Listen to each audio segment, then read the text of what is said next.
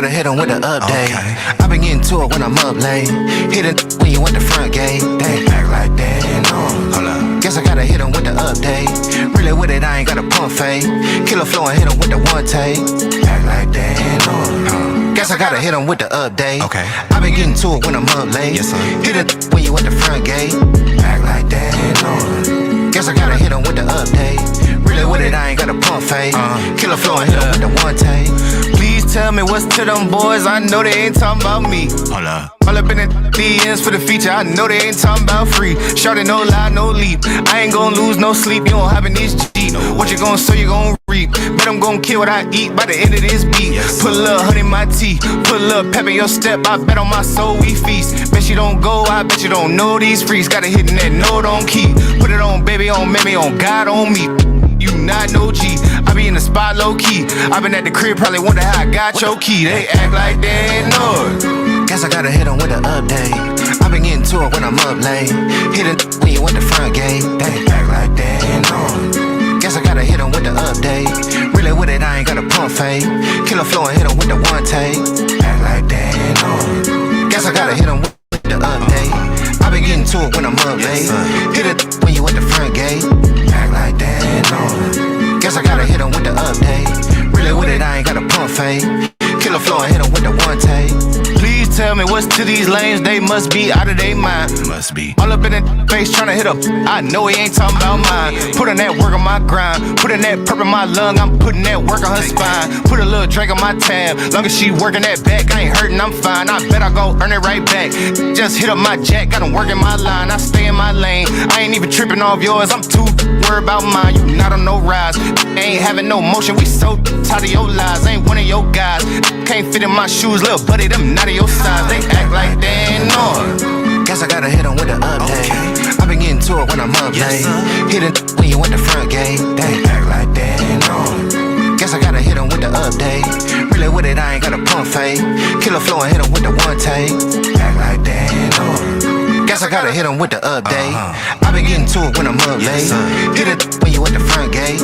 Act like they ain't know. Guess I gotta hit 'em with the update. Really with it, I ain't got a pump fake. Killer flow and hit 'em with the one take.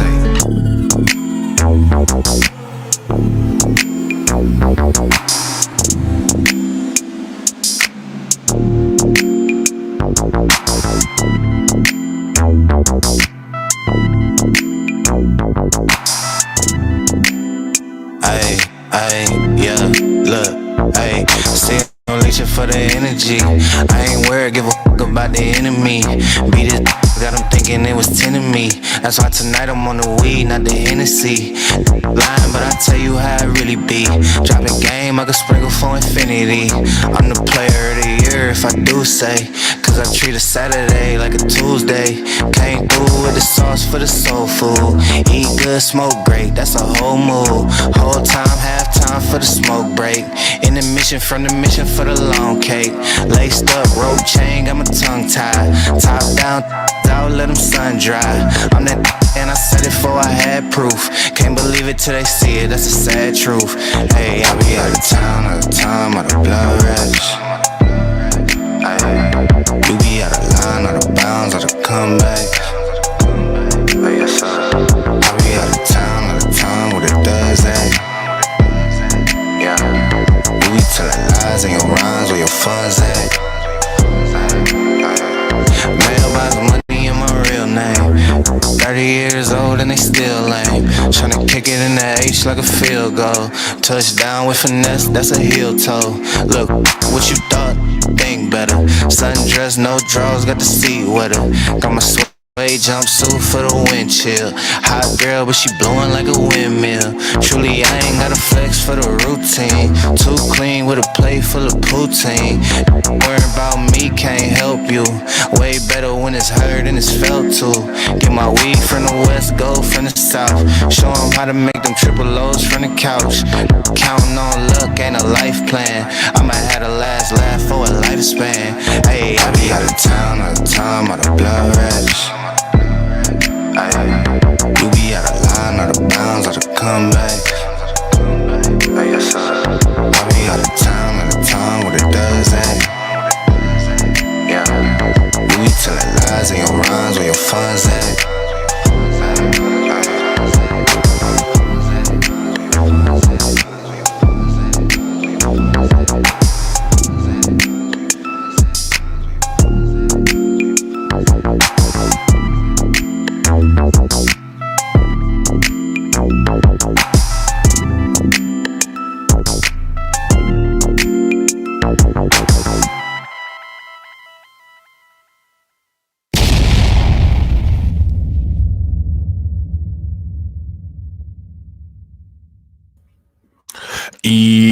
Yo, what up, y'all? It's your boy Rob coming back at you once again with another live stream. So before we get started, you already know what to do.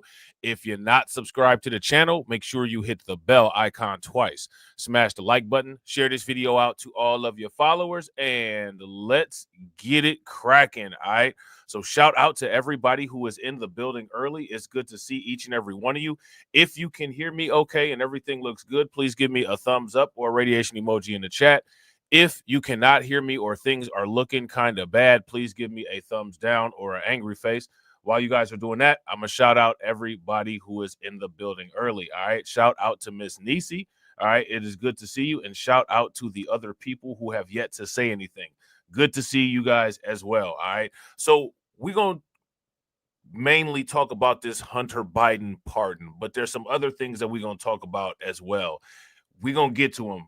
The first thing that we're going to talk about is this interesting video that Fox put up, all right? And it's talking about identity politics. Now, there's a reason why we're going to talk about this, all right? The reason why is because going into 2028, what you're going to see is you're going to start to see less of a difference between the Democrats and the Republicans, which has a particular implication, all right? So let's check this out real quick.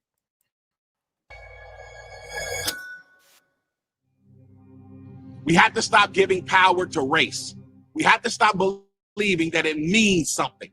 We simply have to stop.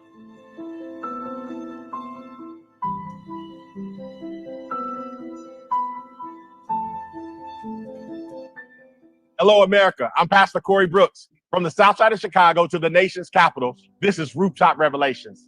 Many of you know me as the Rooftop Pastor. I recently spent 343 days living on top of a roof through Chicago's cold and heat to bring awareness to the violence and to raise money for this much needed community center that you see being built behind me. And because the many donations. Yeah, I got to agree. I agree 100%. Now, you guys hear how this guy here is talking, this guy on Fox News? This is how things are going to be 110% by 2028. All right, by 2028, by the next presidential election. It's going to be real interesting out here. From Americans, just like yourself, who are raising the need funds for this glorious economic community center. We aim nothing less than the full transformation of Chicago's most violent block, O Block, into Opportunity Block. Here we discuss issues, local to national, from the streets to the Capitol. For you who have been on the journey with us, welcome back. And if this is your first time watching Rooftop Revelations, we're glad you're joining us for this latest edition of Rooftop Revelation. I have never taken a donation or any other form of payment from President-elect Donald Trump. Aside from my salary, I have never received any payment or kickback for the work I do on the south side of Chicago. When I heard the news that Reverend Al Sharpton was paid $500,000 by the Harris campaign, I was insulted. This is a man of God to boot, who sticks so much people, and yet he charged Harris a pretty penny for his time. Now, here goes my question. What do you guys think about this? What do you guys think about this? Let me know what you guys think about this. Sharpton was not the only identitarian-based advocacy group to receive a paycheck. The Harris campaign paid a whopping $5.4 million to multiple Black and Latino advocacy groups. If you want to go further, you can add the celebrities who also advocate Sharpton in these type of groups.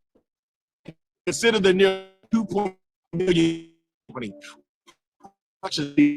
town hall about their causes to get behind the Harris campaign. Let me ask you guys this question. All right, now everybody's getting off on this, right? Now, this is what I find interesting. Everybody is getting off on this, man. Everybody. on all sides, right? I've seen multiple people make videos, multiple people make content about the whole Al Sharpton, Roland Martin, and Oprah Winfrey thing, right? Now, mind you, I don't like any of those people. I don't like any of them. But I am interested in how much everybody has gotten paid, right? Now, here goes my question.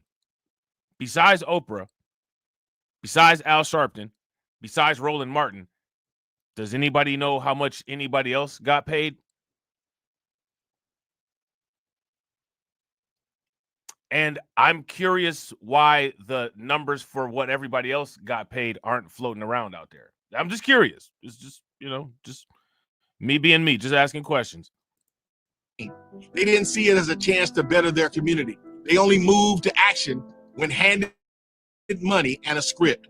People always ask me what the Al Sharptons and Harrises of America have done for my community. And I always say the same thing: nothing. Not one positive thing. In fact, it was Harris who let in millions of people through the southern border and then asked us, myself included, to take care of these folks.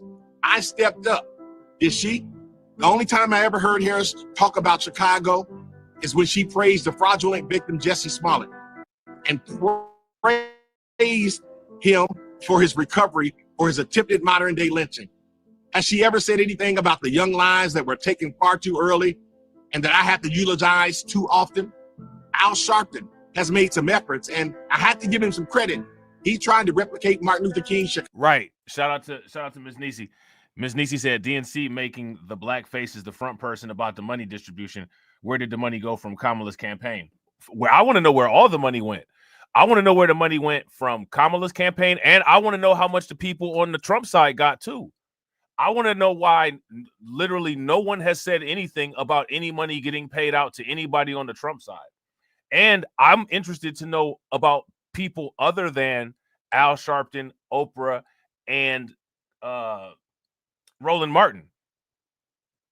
You know what I'm saying? Shout out to Win, Lose, or Rug. I want to know how much everybody got paid. What I'm curious about is why. I want to know why those three are the only ones being discussed.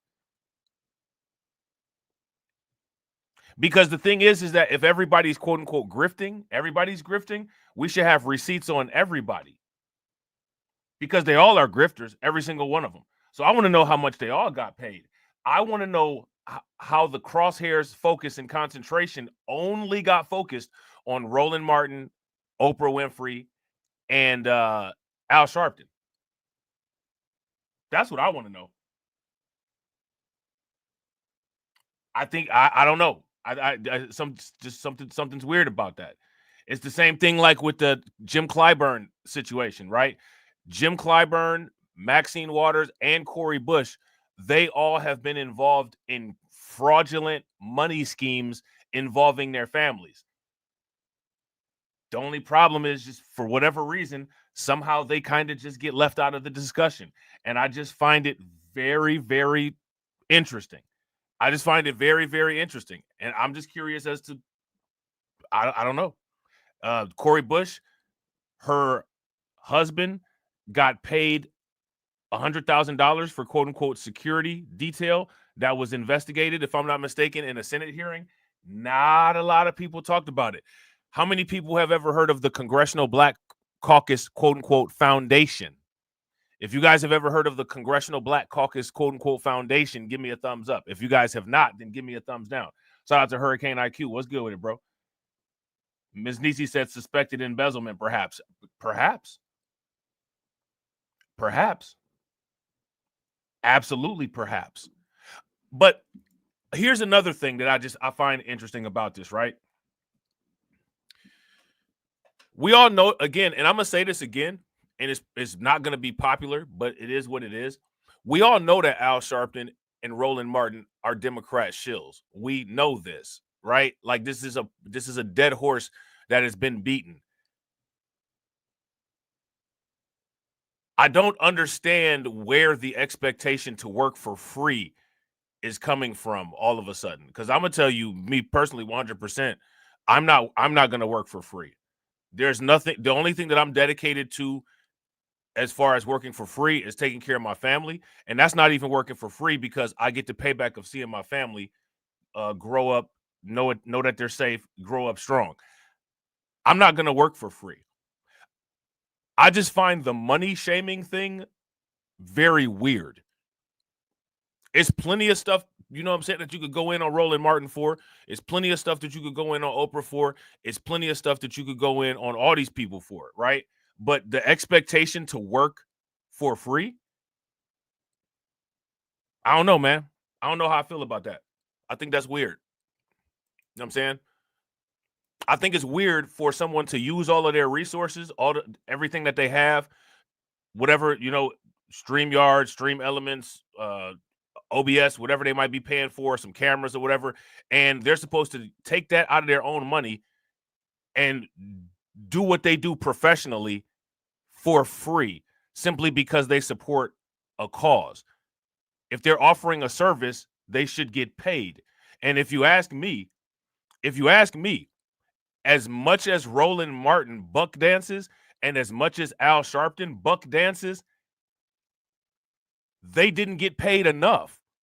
At the very least, they should have cleared $1 million. So this weirdness of going around weirding out about these people getting paid, I don't know what was fraudulent about these payments. Shout out to AB. What's good with you, bro? And again, I'm not a Roland Martin fan. I'm not a Kamala Harris supporter. I'm not a what's Al Sharpton. Y'all know I don't like Al Sharpton, but it's kind of weird to me. And again, what's even more weird is where is this investigation and all of this uncovering of information for the money that went out on the other side? I want to know how much Candace Owens got paid. I want to know how much Tim Pool got paid. I want to know how much Crystal Ball and Cal Kulinski got paid. You know what I'm saying? I want to know how much all these people got paid. I want to know how much what's old girl name? Damn, what can I Brianna Joy Gray. I want to know how much she got paid.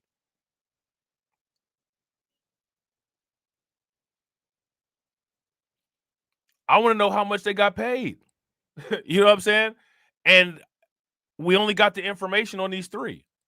And then you got this guy here, and this is the right and the left working back and forth with each other. You shouldn't get paid. You shouldn't get paid. You should go out and do this for a righteous cause and yada, yada, yada. Man, listen, there's no such thing as a righteous cause other than keeping yourself alive and keeping your family fed. Those are the only righteous causes that exist. You know what I'm saying? I'm just saying. Chicago campaign by visiting my city every week, but then it eventually disappeared. His lasting impact over the last 10 years or so has been leading the Trayvon Martin and Michael Brown and George Floyd campaigns, which inflated Black Lives Matter at the expense of my community. There was money to be made there, and we lost far more lives than we should have, thanks to defund the police. What bothers me, especially about this $500,000 payment, is how it reveals race is only about money and power.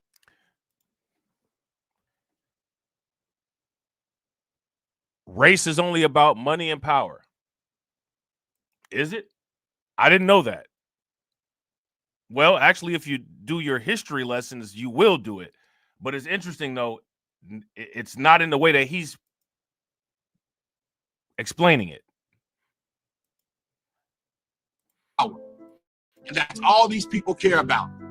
How are they any different from the white segregationists who exploited blacks for money and power? Do y'all see this? Do y'all peep the game? Do y'all peep the game? If you guys peep the game, give me a thumbs up. If you guys don't peep the game, give me a thumbs down. Peep the game. Please. What bothers me, especially about this $500,000 payment, is how it reveals race is only about money and power. And that's all these people care about. How are they any different from the whites? Now, here's my who has money and power? Are we saying that Al Sharpton has money and power? Who has the money and the power? Who's paying the paychecks? Just saying. Segregationists who exploited blacks for money and power. I tell you what the difference is here, and that is that they are exploiting their own color for money and power. But then again, none of these things should surprise us, should it? Identity politics never helped anyone in my community. If you consider affirmative action, who does it help the most? Middle to upper class blacks, multiracials, or Africans. That's who affirmative action helps the most? Is that a fact? Let me ask you guys this question. Why do people let people get away with stuff like this? I'll tell you one reason why people get away with stuff like this. Because this guy can get on Fox News and make a 5-minute video, and Fox News can post it, and they can get it to 2 or 3 million people. They can put it on Twitter. Elon Musk owns Twitter. They can get it to basically unlimited people.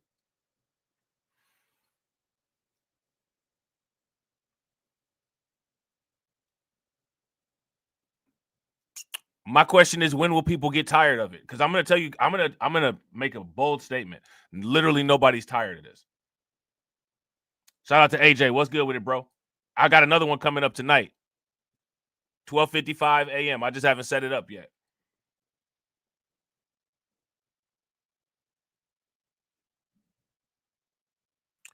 Now, here is my question. When will people be tired of this type of nonsense? Or will people ever be tired of this kind of nonsense? I tell you what the difference is here, and that is that they are exploiting their own color for money and power.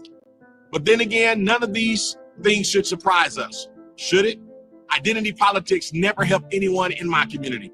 If you consider affirmative action, who does it help the most? Now, mind you, he just said they're exploiting their own color for money and power, talking about Al Sharpton. When he says his community, he's talking about the black community. Then he turns around and says, identity politics never helped anybody in my community. But you just sat there and talked about how identity politics helped Al Sharpton get $300,000. Make it make sense. Middle to upper class blacks, multiracials, or Africans, not poor blacks. Now, listen, is this a fact? Is this what he's saying? Oh, listen to the groups that he's saying affirmative action helped. Did affirmative action actually help these groups? Race is only about money and power, and that's all these people care about. How are they any different from the white segregationists who exploited blacks for money and power? One way is that they didn't make laws to do it, and the other way is that, just like the white people of today, they never owned slaves. So there's two ways that they're different. Pretty simple, right?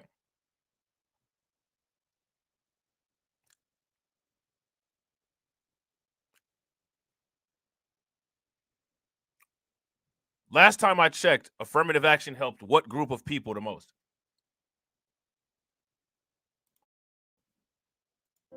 I tell you what the difference is here, and that is that they are exploiting their own color for money and power. But then again, none of these things should surprise us, should it? Identity politics. Exactly. Everybody throw some flames in the chat for Miss Nisi. She got it. He's doing the exact same thing that Al Sharpton is doing. He's doing the exact same thing Roland Martin is doing. He's doing the exact same thing. He just found the other side to get the paycheck from.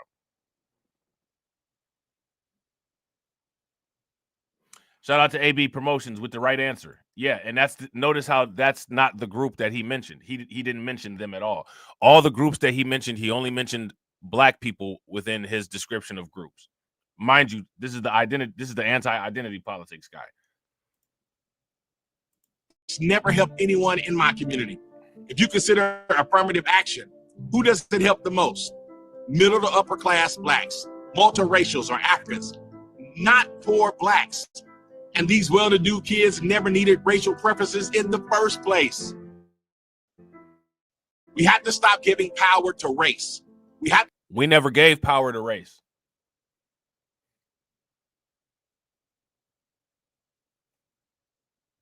He's having this conversation with the wrong people.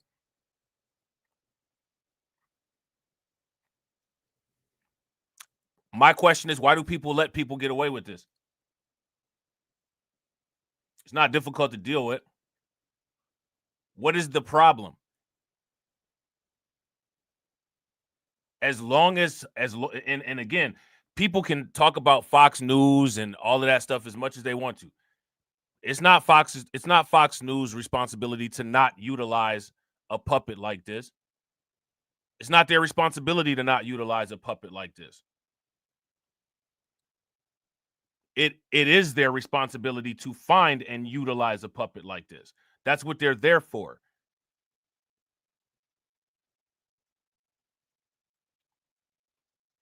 If we got a problem with this type of stuff, we got to deal with it. And it's not difficult to deal with. But people don't want to deal with it.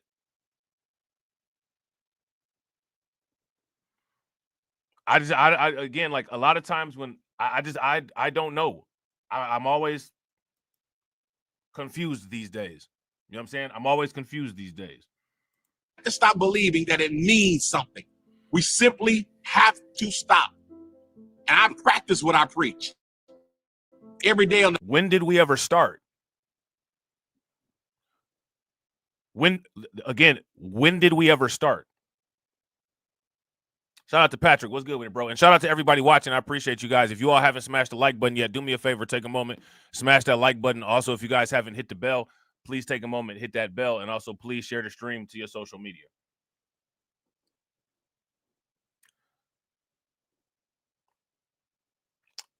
Now, let me ask you guys this question. What do you all think is the best, most effective, most easiest way of dealing with nonsense like this? This guy just said a lot of false claims.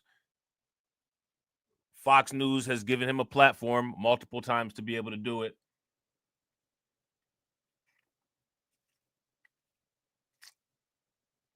People don't like this kind of stuff, and they feel that this type of stuff is a detriment.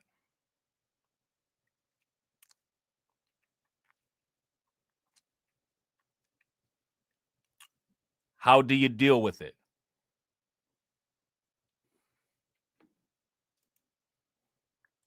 On the South Side, when I hear white man, I squash it. When I hear the black man can't, I jump all over it. Identity politics has no place here. It teaches us weakness. Real strength lies in developing our own character and seeing character in other people. That's the truth that we need to get back to. Al Sharpton can keep his money. Kamala Harris can keep up her line that she's doing something for us blacks. Gang recognizes gang, and we are moving on past them. And that's why we recognize you. We see what you're doing.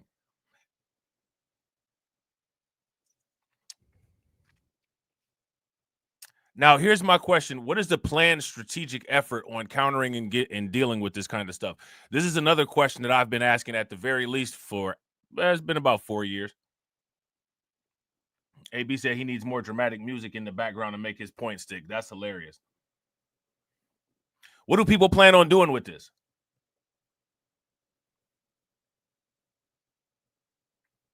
I don't think people, I don't know.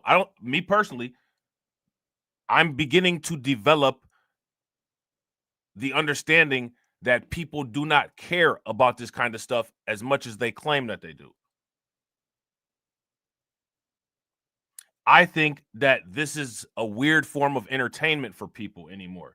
I used to think that when I came to YouTube, one of the things that I wanted to do was try to lay out plans to help people improve their situations. And then I started to see that I believe that I'm more invested in improving the overall situation than the people that those improvements would benefit.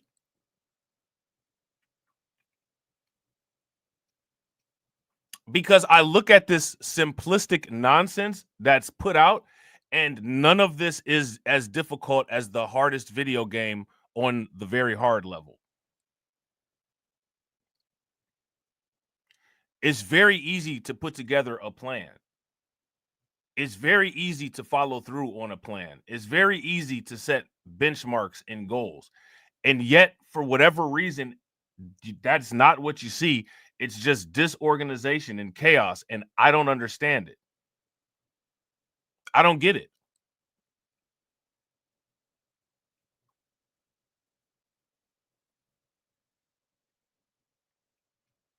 Do people believe in counter punches? I used to watch boxing. You know what I'm saying? I used to box too. Counter punches are good. They help. You know what I'm saying? There's usually a counter offense, a counter defense. I don't know what people's desire is. What is people's agenda for 2028? We talked about Gavin Newsom and all of his quote unquote Trump proofing that he plans on doing. And we laid out and talked about what the priorities were in California, right? Nothing that anybody thought was worth anything was a priority in California. And look at what Gavin Newsom is willing to do, jump out the window for that stuff. So, knowing that he may be a presidential candidate, how are people planning for that?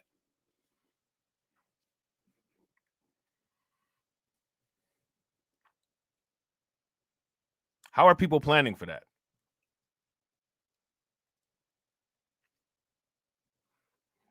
What's people's plan? As there's always going to be a paycheck for people like this until there's not. And the only way to make it where there's not a paycheck for people like this is to outcompete these other businesses. Let me ask you guys this question. Who's competing with Fox News? Who's even trying to compete with Fox News?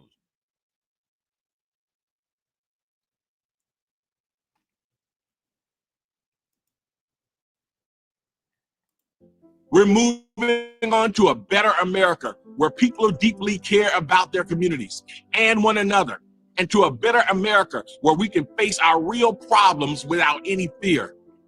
The shame on us is that we gave such power to the Sharptons and the Harrises of America. But guess what? Not anymore. God bless you. God bless America. This has been another Rooftop Revelation. This has been another remedial revelation. This was another remedial revelation. Now, let me ask you guys a question. Did Fox News have an after-school special for anybody else? I'm just curious. Now, you know, whatever, people can do what they want to do with that, right? So the ratings for all of these other news agencies, other than Fox, they've all crashed. They've all tanked. They've all crashed and burned. After the election, nobody is watching this nonsense. Shout out to Brooklyn Queen. What's good with it, Brooklyn Queen? Nobody is watching this nonsense. Now, if you ask me, right, during this time of all of the media imploding, this would be the time to build up a superior news apparatus. If you guys would agree, give me a thumbs up. If you guys would disagree, give me a thumbs down. Shout out to KOK Fit. KOK Fit said, all the silly black folks like, I understand, Joe, not this is kid now. That's his son now. Would you expect I do the same thing with my son? It's my kid now. That's exactly what they're saying. You know, the defiant lawyer saying that. Some good news. As a result of the US election, CNN have started laying off staff, and MSNBC have lost a huge chunk of their audience. CNN, back in 2016... Now, let me ask you guys this. Before we actually go any deeper into this, how many people have heard about the plans that Elon Musk has? Allegedly, right? We don't know if this is true or not. Could just be trolling. Could be just throwing stuff out there. Elon Musk allegedly plans to buy MSNBC.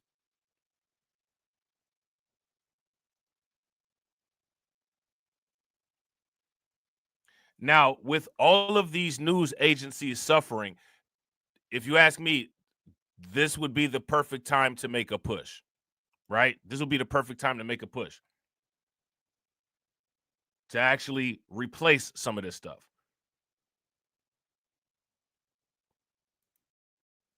Their election coverage had 13.3 million viewers, but at the most recent election, just a week ago, they went from 13.3 million viewers in 2016 to just 5 million viewers. Fox News, by comparison, had twice that many people tuning in to their election. So now what that should tell people is that people are more in line, more in tune, and more willing and accepting of a message like we just had up there with that preacher basically, you know, doing what he was doing. That's what America wants to hear. And if that's what America wants to hear and it brings in revenue, that's what these news agencies are going to give America. You know what I'm saying? If you got now, here's a shout out to Patrick. Patrick said, Rob, let's be clear. Fox ratings isn't watched all that much. The highest rated Fox show can't even beat an episode of any Love and Hip Hop episode of Real Housewives. I would agree, but I would also say that those are two different types of programming that have two different type of audiences and a completely unrelated comparison. You know what I'm saying? I don't think that the people that are watching Real Housewives and Love and Hip Hop are comparable to a news audience at all. Shout out to We Lit. What's good with it, bro? Now, when we make a comparison to other news agencies, Fox is killing the other news agencies. Fox and Love and Hip Hop and Fox and Real Housewives, that's not apples and apples. You know what I'm saying?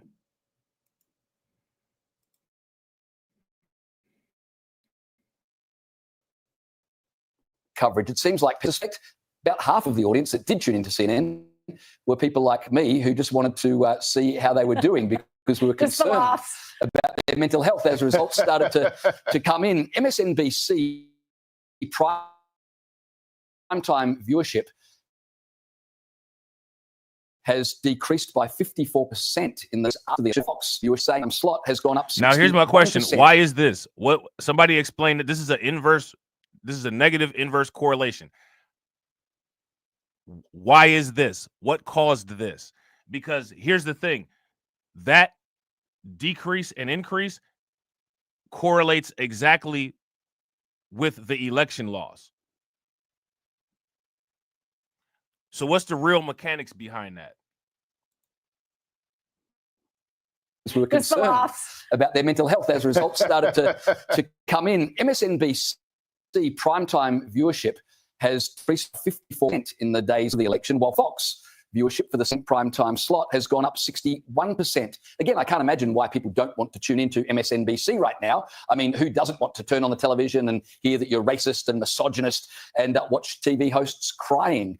So this is more good news from the election. The progressive left media have absolutely shot themselves in the foot with their lies, with their carry-on.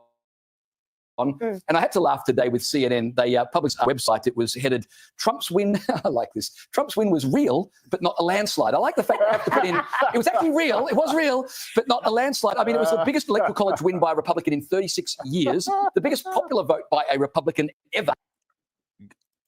Are you serious? Shout out to Win, Lose, or Rug. Mog is getting listed on Coinbase? Man. When is it supposed to get listed? When is it supposed to get listed? I can't wait for that.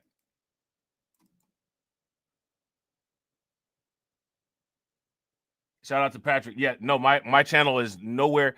My channel is not even in competition with other people on YouTube, bro. It's really not. You know what I'm saying? There's people that got smaller channels than me that demolish on their worst day my best days of viewership. You know what I'm saying? Shout out to We Lit. XRP doing back. Oh my God, bro, don't even get me started. XRP is going nuclear. XRP is going nuclear.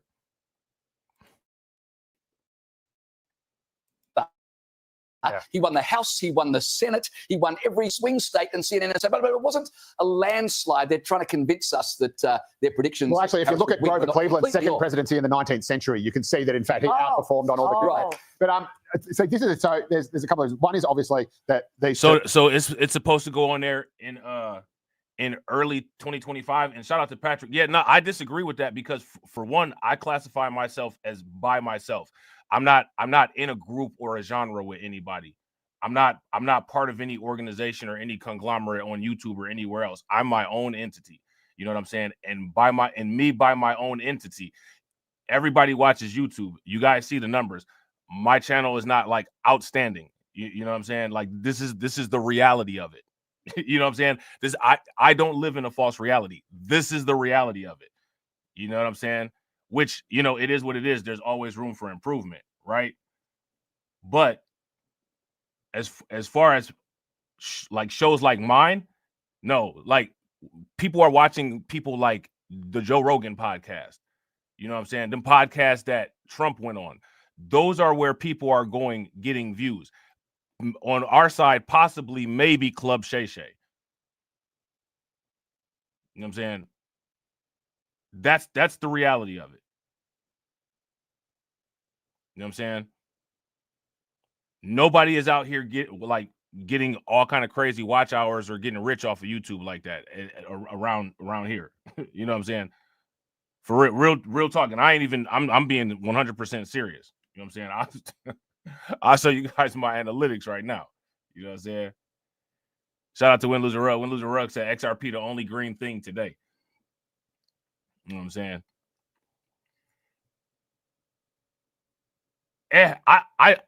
Bro, I think that you actually have to hit requirements to actually be considered like a quote unquote news and political channel.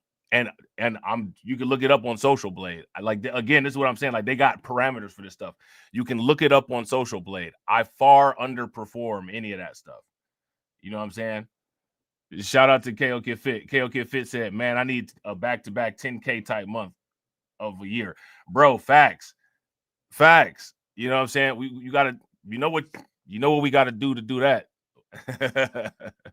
You know what I'm saying? You know what we got to do that. Yeah, but people don't rock with this stuff all like that, man. You know what I'm saying? And that's just what it is.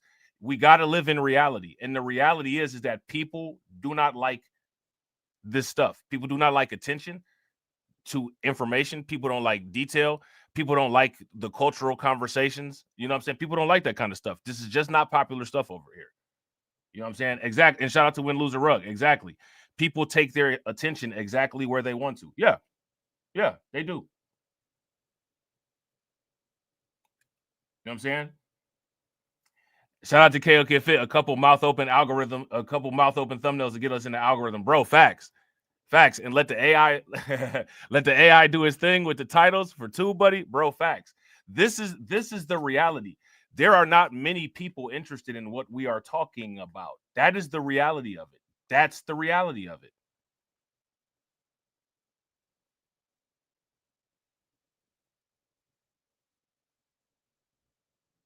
That's my point. You know what I'm saying? People need to come to grips with it. You know what I'm saying? Now, shout out to Patrick. Patrick said, "Oh, Rob, it's your content. I didn't say you are getting high views like others, but overall, these are numbers that's combined of multiple channels." Right. And and this is what I'm saying. We're combining multiple channels to compete with one or two news channels, bro. That's like saying, like, okay, well, I'm gonna get the Chicago Bulls, the Cleveland Cavs, and the New York Knicks to play against the Golden State Warriors. Who does that? You know what I'm saying? Like that's not how that works. You know what I'm saying?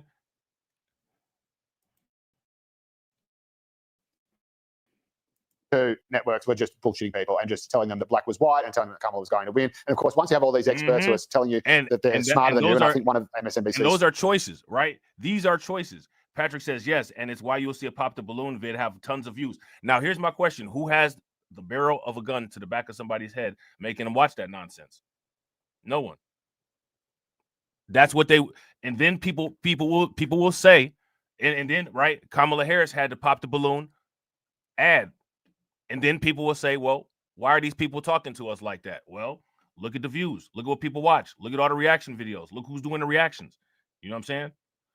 Shout out to Win Loser Rug. Win Loser Rug said your content makes people reflect and think. Since you be so consistent, it forces the viewer to constantly analyze and revisit the way people been moving. Yeah, facts. And people don't like that. You know what I'm saying? They do not like it.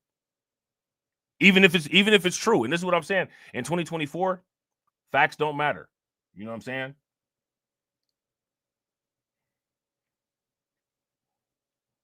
Facts do not matter. Bro, shout out to Win Loser Rug. Win Loser Rug said a lot of people just want to chest beat and talk in circles. A lot of people gave up already. You see it the minute you start talking about crypto, which is wild because crypto is like, I mean, that right there is one of the keys, but you know, it is what it is, right? You know what I'm saying? It is what it is. And shout out to everybody watching. I appreciate y'all. If y'all haven't hit the like button yet, do me a favor, take a moment, smash that like button. Also, if you guys haven't hit the bell, please take a moment, hit that bell, and also please share the stream to your social media.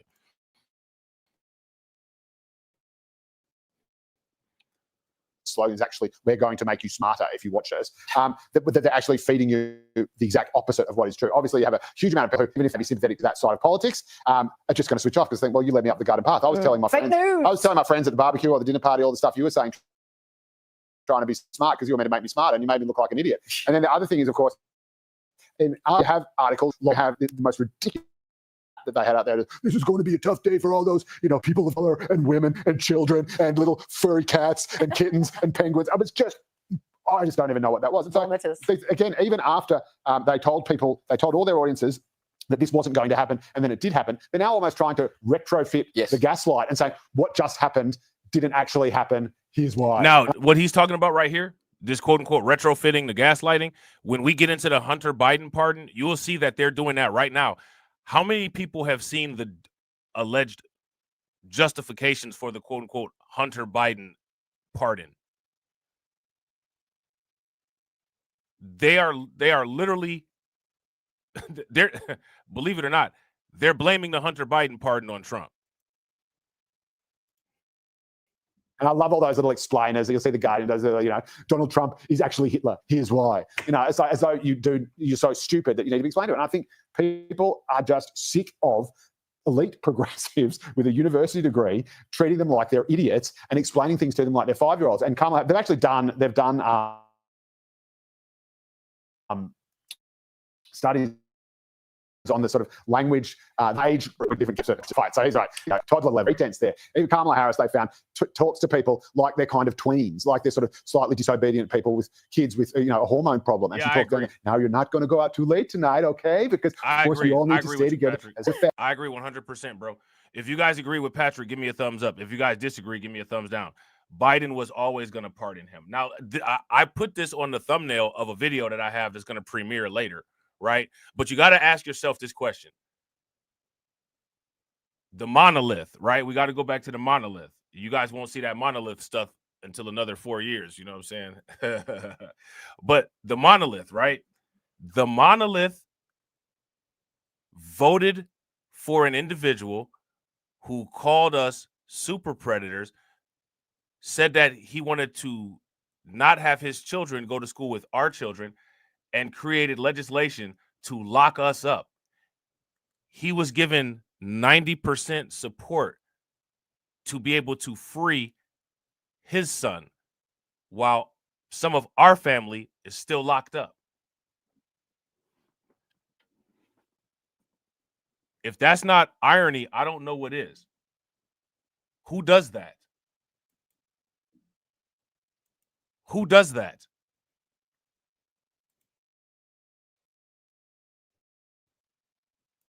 Family and look after the lawn because, of course, I grew up middle class. So you're going to come along with me on this journey, okay? All right, great. Remember the joy.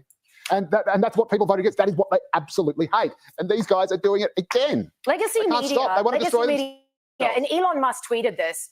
Legacy media is dead. Regime media is dead. Even the low info regime bots have figured out you guys aren't telling us the truth. Yeah. You talk up Kamala Harris like best thing since slavery. Now, here's my question. What took people so long to figure out the Democrats? What took people so long? 60 years of voting in circles is crazy work, man. That's crazy work. Now, hold on, Rook. I want to show you guys something, and then we're gonna get back to this. All right, but I want y'all to see the cover of Boston Globe. Now, I don't have a subscription to Boston Globe anymore. I used to, but I don't anymore. But this is behind a paywall. But I want to show you guys this real quick. Let me see. Hold on real quick.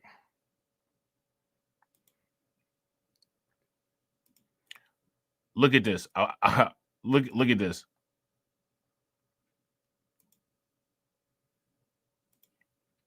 You guys able to see that cover? You guys see what that says? Now, I really wanted to read this, but I don't have a subscription anymore. Biden's pardon of his son excludes white privilege, local advocates say. How many people, do you guys agree with that? If you guys agree with that, give me a thumbs up. If you guys disagree, give me a thumbs down. That's interesting. That's interesting. That's the Boston Globe writing that. You know what I'm saying? So, I wanted to read that and see what they were talking about there. Thought that would be interesting, but, I don't have a subscription. You know what I'm saying?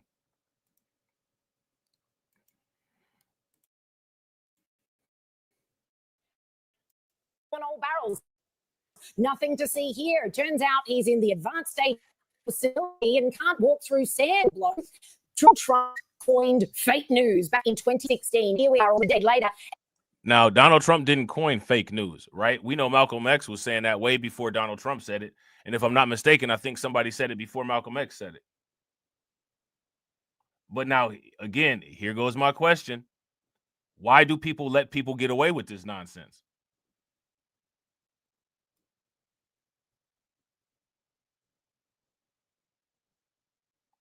Now, shout out to Patrick Tyler. Patrick Tyler said, if you have a black caucus that was worth a damn, they'd be raising hell over this.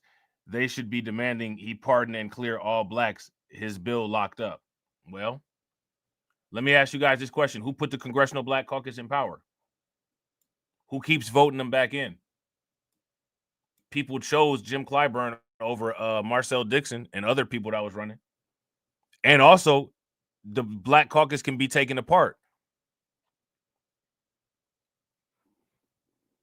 I made a video about how to do it maybe like 3 years ago.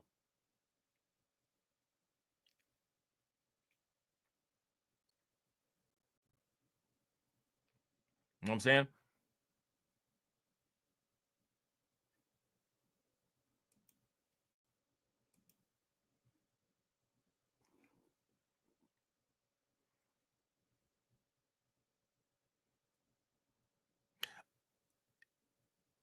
If you ask me, people just got to come to certain realities about certain things.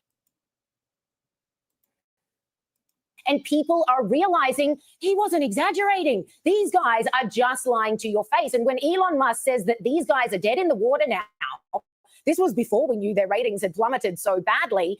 He's pointing to the fact that when you look at every single one of the podcasts that Trump and J.D. Vance rocked up to, we can watch podcasts in the world. Yeah, now you see this? Them talking about the most watched podcast in the world. And this is what I'm talking about. The people that I make content specifically to help, they're not even beating the door down to watch anything over here. It'd be a cold day in hell if anybody of any notoriety ever would like to come to my podcast and I could present an interview with them to my audience. That's the reality. That is reality.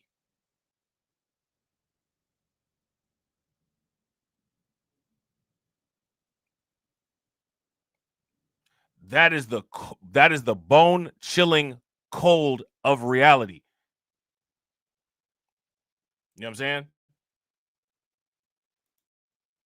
Those combined, their viewerships, millions and millions of people, outweigh any MSNBC, outweigh any CNN, even if you combine their numbers. That is the influence that people have now, which is why one of Now, shout out to Patrick, right? Because this is what this woman is saying here. This is what Patrick was saying earlier. Now, here's what I was saying earlier. All of those people, they're in the people that she listed, as far as viewership goes, they're in a far larger stratosphere of reach than anybody like me.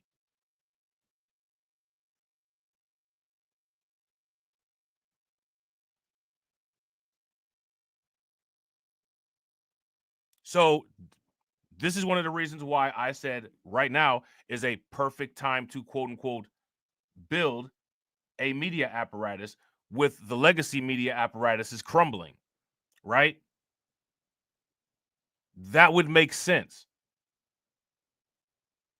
Yet you don't see it happening. And the people that do want to make it happen are not the people that people want to be entertained by. And then you have this cycle of, well, why didn't this just appear out of the clear blue sky? Because stuff doesn't appear out of the clear blue sky. That's not how anything works anywhere. Elon's reoccurring tweets is, we are the media now. You, the people, are the media now, and why our government and others are doing everything they can within their power to crank down on these social media giants. They're influencers. Millions of people follow them because they want to. They would rather tune into these honest podcasters who aren't perfect, but they're honest. They're not coming from an agenda. They're not government. I would say that not everybody likes quote unquote honest podcasters.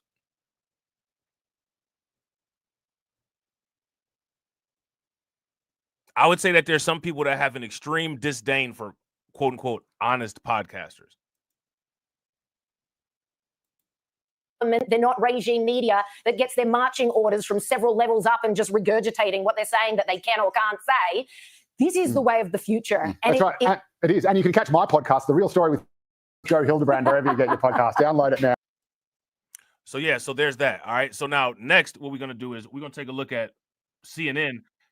They're reacting to these ideas of the possibility of Vivek Ramaswamy, or not Vivek Ramaswamy, but Elon Musk possibly buying MSNBC. You know what I'm saying? Shout out to Casey. What's good with it, Casey? Shout out to Patrick. Patrick said, damn it, Rob, we get it, but you are part of it despite weak numbers. Stop selling yourself short about your reach. It's not, I'm not selling myself short, bro. This is literally what it is. You know what I'm saying? I got 5,000 subscribers, you know what I'm saying? And you know what I'm saying? 16 people watch it. You know what I'm saying? That's just what it is. You know what I'm saying? People got other people that they rather watch or better shit to do, which is perfectly fine. You know what I'm saying? I'm not simply saying that for myself, right? I'm saying this for the entire operation. Shout out to Mad Dollars Gaming. What's good with it? Shout out to Shatera. What's good with it? I'm saying this for the entire thing, right? People need to build a solid actual organization. It definitely won't be me. I don't, you know what I'm saying? I don't have to reach the numbers to support it, you know what I'm saying? But there are people out there that do, that claim that they want these things, and you don't see them being done. And people don't question it for whatever reason. Because people just don't question stuff. You know what I'm saying? I want to ask you about this idea of media takeover, because after Elon Musk purchased Shout out to John Twitter, Guillory. changed What's into good with it, X, bro? there's no doubt that he exercised some power there. So how do you hear this even ingest kind of purchase of a cable network? Good to be with you tonight. Good to be with you as Thanks well. for having me. I think that we should believe everything that is said coming from this administration. I don't think that we have the luxury to dismiss it as him being someone who's being funny or someone who is just being himself, or that is his brand. X, and you said in some ways, always. I feel like X, I don't know if anyone is on it in any capacity. I don't know if you're on it. And you're the only one? You're on it? You all are on it? Okay. I've actually decided to take, and know if in fact you don't agree with this current administration, most people can say that it's not a peaceful place. I wouldn't be surprised if there was an actual bid made to take on MSNBC, but the fact that it just can't happen in real life. I mean, it's not It's just not officially even for sale. Yeah, it's not officially for sale. Now let me ask you guys this question. Why would they not be able to buy MSNBC? It's all good, bro. Why would they not be able to buy MSNBC? What kind of delusion is this? There's only one conservative news media outlet that's like competing with CNN and ABC and CBS. It's only Fox, right?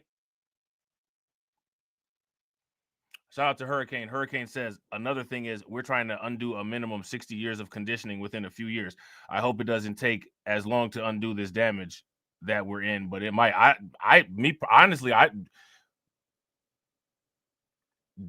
don't know. I don't know. I don't even know. I don't know, bro. That's a very valid concern. That's a very valid concern. You know what I'm saying? What do you guys think? Shout out to the specialist. What's good with it, bro? And shout out to the 6'4". I appreciate you, bro. Make sure you guys show the 6'4" some love. Throw some flames, some radiation emoji, and some ducks in the chat for 6'4" for funding the organization. And he just bought y'all lunch. In Springfield, Push me, ain't Donald Trump trying to grab him by the... Said it was some Haitians, somewhere out in Springfield. Women doing cartwheels. Have you seen Garfield? Have you seen Snowball? This about to snowball. I'm about to go off. I can't let this go on. Miss me like an airball. Tell me when my cat is cough it up like a hairball. I gotta tell them if they even put the fingernail on Santa's little helper to turn them to hamburger helper. Somebody better help them, cause I'm going to jail for showing them fellas helter skelter. Usually I'm content, but if you touch my dog, then I'm turning into John Wick. I'm lit. Bird better drop it. If you touch my pet, then I'm pulling up like CrossFit. Where they said Hello Kitty, but it ain't there. It's right here in your city. When I turn my back, now the cat goes missing in the where my peoples is at. Does anybody know where he took with that? Cause I heard they putting claws on felines, I'm mad. And my cat disappeared just like Felix the cat. And they got paid back. Thought she was a goner, but the cat came back. If you ain't a pussy cat, say drop that cat. Drop that cat. Drop that cat. Got paid back. Thought she was a goner, but the cat came back. If you ain't a pussy cat, say drop that cat. Drop that cat. Drop that cat. they're eating the dogs, they're eating the cats. The cat. Drop that cat.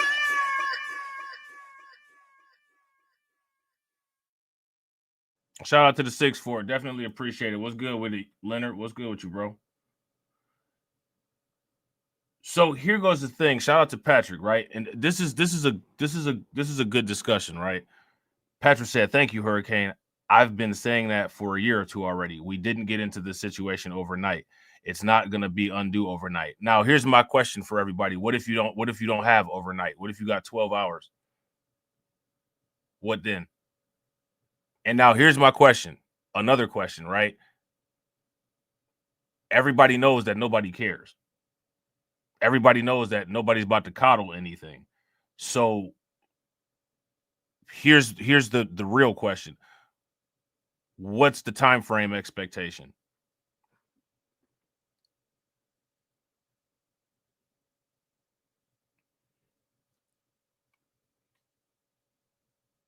What's the time frame expectation?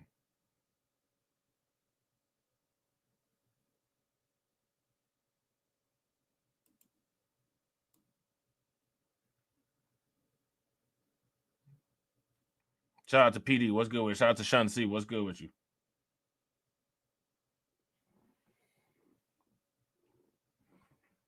Shout out to Patrick. Patrick said, "We move quick, Rob. You see signs already." Give them to me. Let me know what the signs are. List them out. List them bad boys out. Realistic about maybe buying something. It's not even realistic in real life, but I do believe that media, everyone sitting here at this table, if you don't agree, we're in for some tough years ahead. I do believe that we are not going to be able to be as safe or say what we want to. I don't think don't pull it from nowhere. Bro, I can't even convince people that organization and building wealth with digital assets are necessary parts of the future.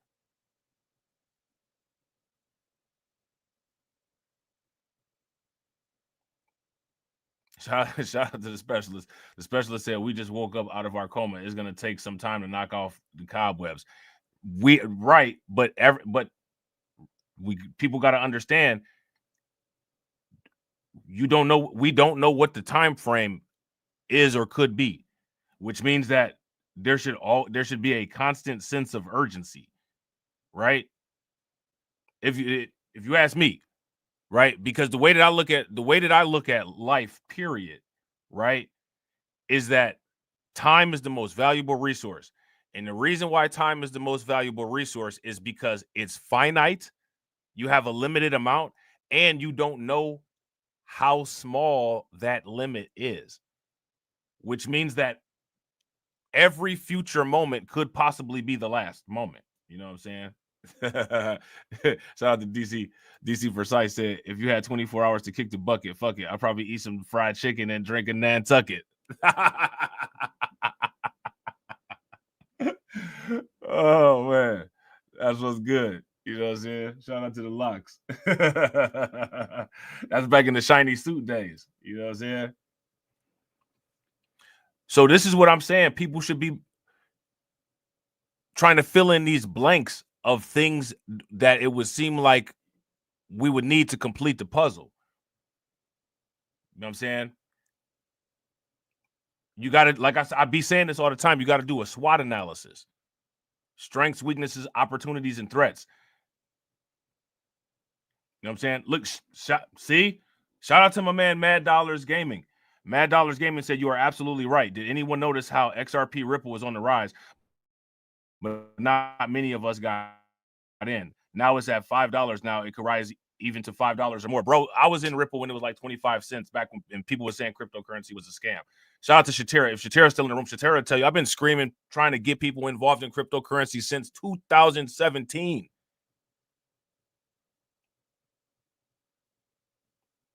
You know what I'm saying?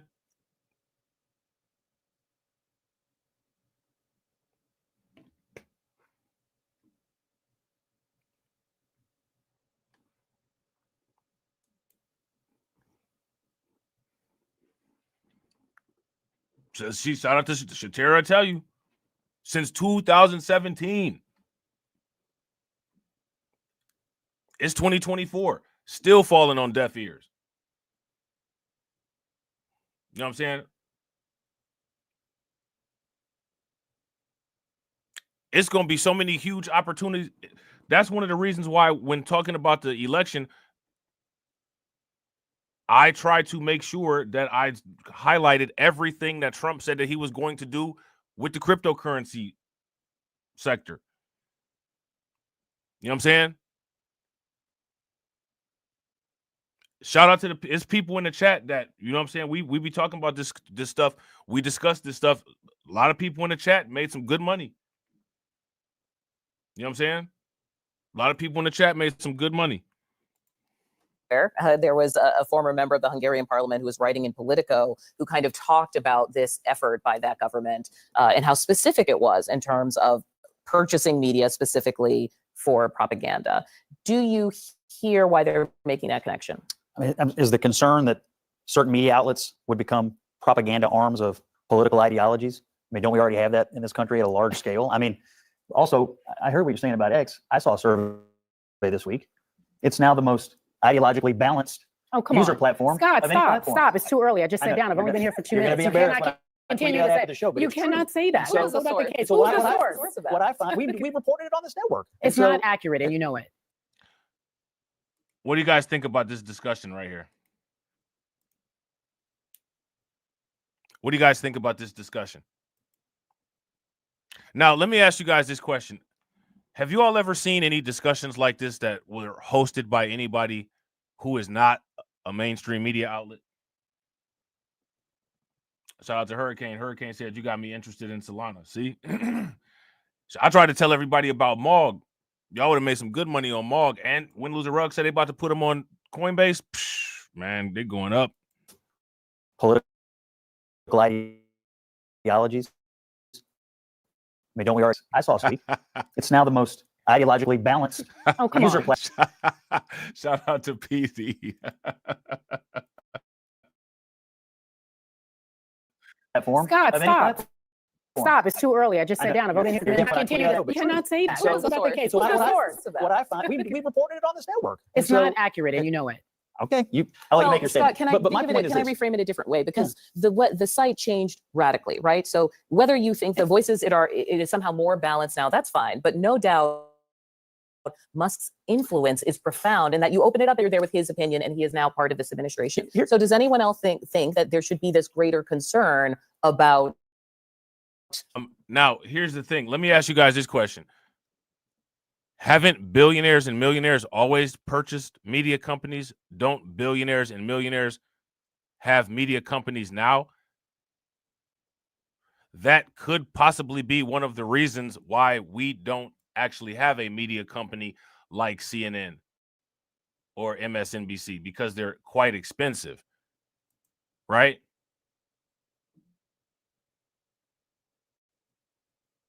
Shout out to Mad Dollars Gaming, bro. I agree. Mad Dollars Gaming says the sources, quote unquote, trust me, bro, for all of the so-called media. The only thing these media outlets promote is buffoonery. Facts. Now, mind you, right, these media outlets attempt to go in on social media outlets like mine. And for one, we have a standard of requirement, because if we don't follow the YouTube guidelines, our channels will be gone. Our channels can be gone even if we follow the YouTube guidelines. If the wrong person doesn't like our content, or if the wrong person decides to report us and say that we're speaking hate speech, if YouTube deems what we're saying as hate speech, they'll go ahead and take your channel down. So we actually have a check and a balance in place. There is no check and balance on the mainstream media.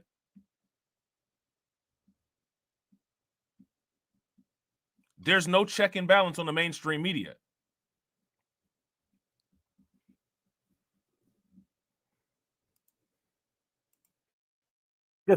Bill Gates controlled MSNBC. No, because he's sane. Because MS in MSNBC it was MS. comes from Microsoft. It was a partnership between Microsoft and NBC way back in the 1990s, back when Microsoft was under investigation by Bill Clinton's DOJ for monopoly.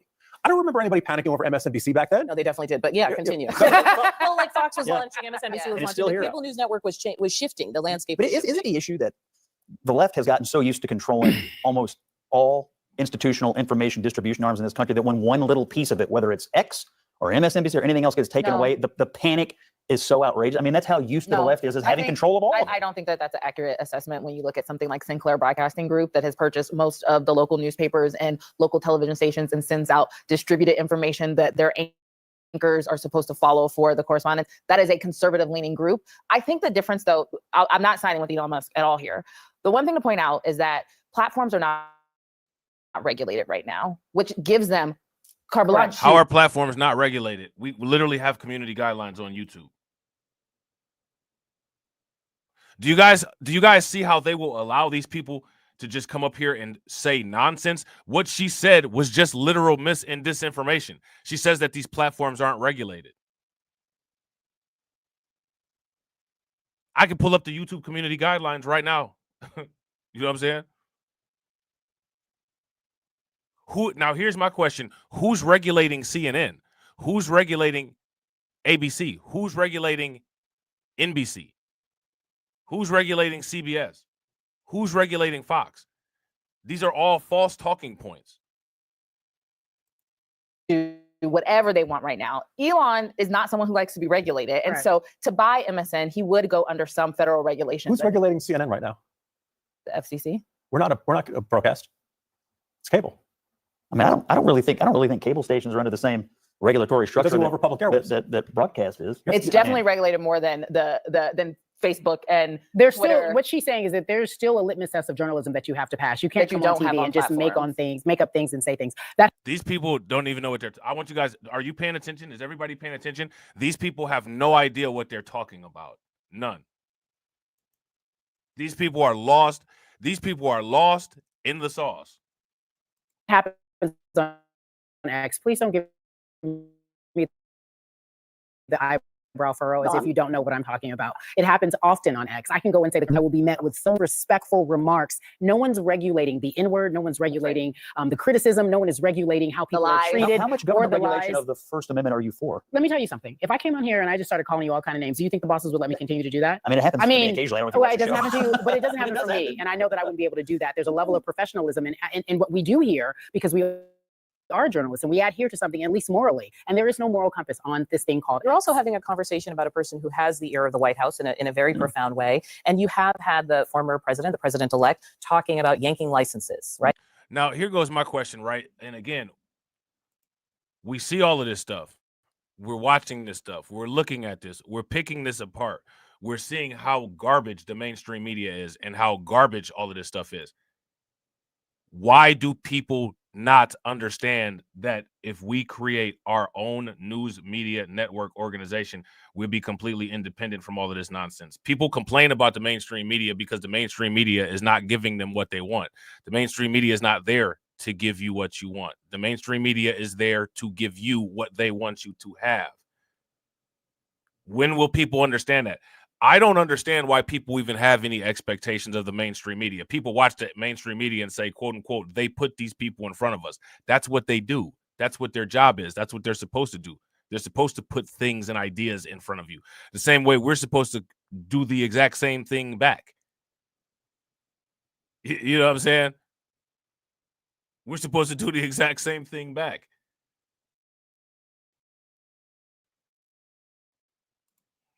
Right? As part of the broader Republican If you argument disagree, yes. that there is censorship and therefore people need to be punished for that censorship. Chuck? I was thinking about what X, former Twitter, the artist formerly known as Twitter, was like before. And to my sister's point is like when before Elon bought it, good, and there's a lot of things there. My wife refuses to go. She's successful, and she's mad that I'm even still on it. She's got more sense than I'll ever have, and I'll tell everybody that. But I know when I open up the platform now, the first tweet I see is Elon Musk, no matter if I like it or if I don't like it. Yeah, the very first one all the Whether time. you follow him or not.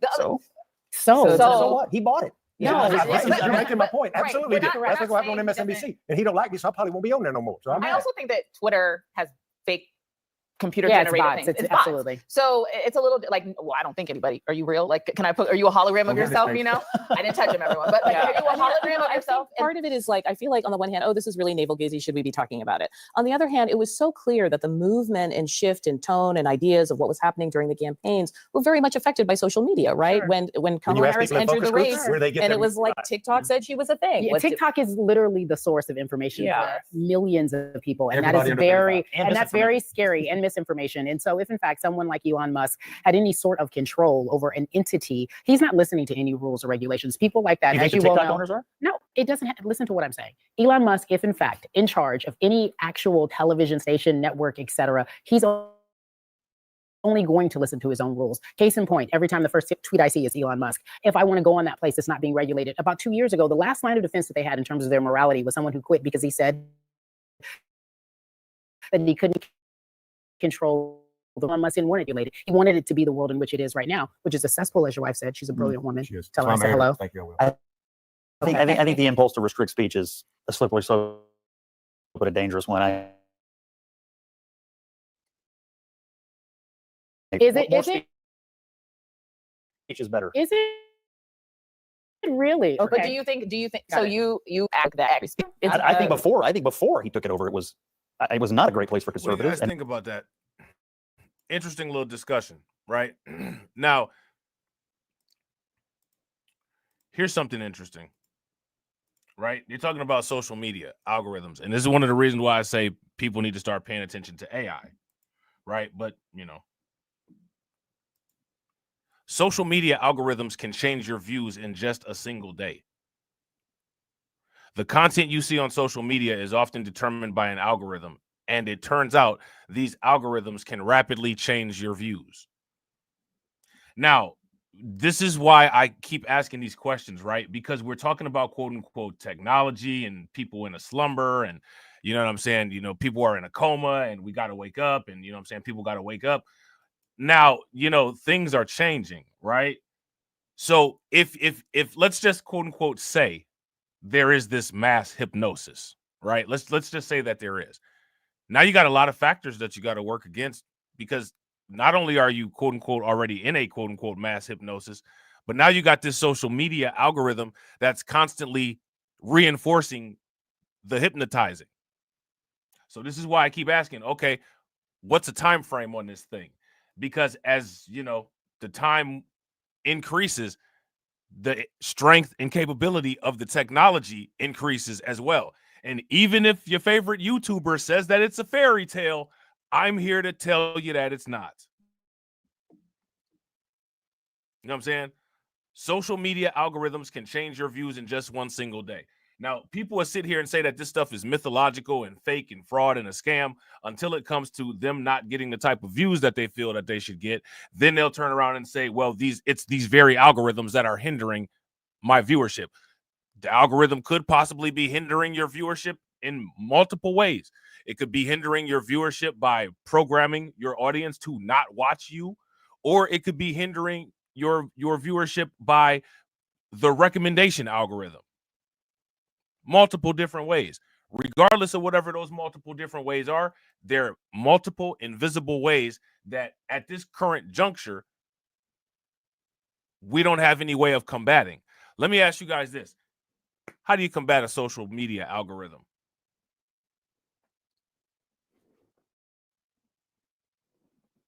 Anybody know? How do you deal with it? How do you combat a social media algorithm? If you have an antagonistic algorithm that's working against you and whatever you're trying to produce or whatever it is that you're trying to do, how do you deal with it? How do you fix it? How do you work around it?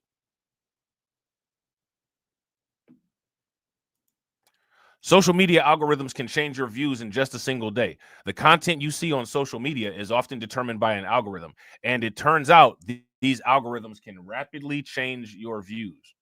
All right. The algorithms behind social media platforms can change your attitude towards people with different political views in just one day, suggesting that tech companies really can have a strong influence on how we perceive others. So now let me ask you guys this. If there's some people that have an algorithm that they can use, and there's other people that don't have an algorithm that they can use, who's vulnerable? I would suggest people start getting the algorithm. You know what I'm saying? Most social media platforms use algorithms to sort a user's feed, generally ranking posts by someone's likelihood of engaging with them and presenting the most engaging first. This may be inadvertently pushing people apart. I don't think it's inadvertently, right? I don't think it's inadvertently, but it's something that happens. Just food for thought. These are things that we got working against us. Yeah, absolutely. Absolutely. Shout out to Lil Dookie Stain. Lil Dookie Stain said the algorithm is calculating the influence in the equation. Facts. Exactly. Shout out to Mad Dollars Gaming. Mad Dollars Gaming said algorithms are made by someone else, so create your own to counter it. Facts.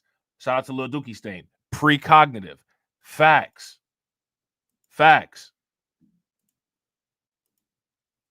All this stuff, like they have all of this. Now, again, shout out to Neely Fuller Jr., right? Neely Fuller Jr. said this. They got all this stuff automated. We're looking at the automation of it. You know what I'm saying? Now, according to Politico, we haven't seen a pardon as sweeping as Hunter Biden's in generations. Not very many people seem to be outraged about it. Some people are outraged about it, but not everybody, though. Not as many as you would think. And shout out to everybody watching. I appreciate you guys. If you all haven't smashed that like button yet, please do me a favor. Take a moment, smash that like button. Also, if you guys haven't hit the bell, please take a moment, hit that bell. And also, please share the stream to your social media. The full and unconditional pardon is aimed at protecting the president's son from future prosecution by the Trump Justice Department. All right.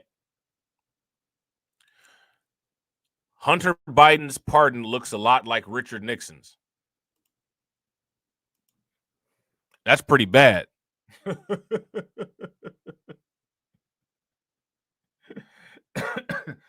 Shout out to my man Alpha Male Pimp Network. I appreciate you, bro.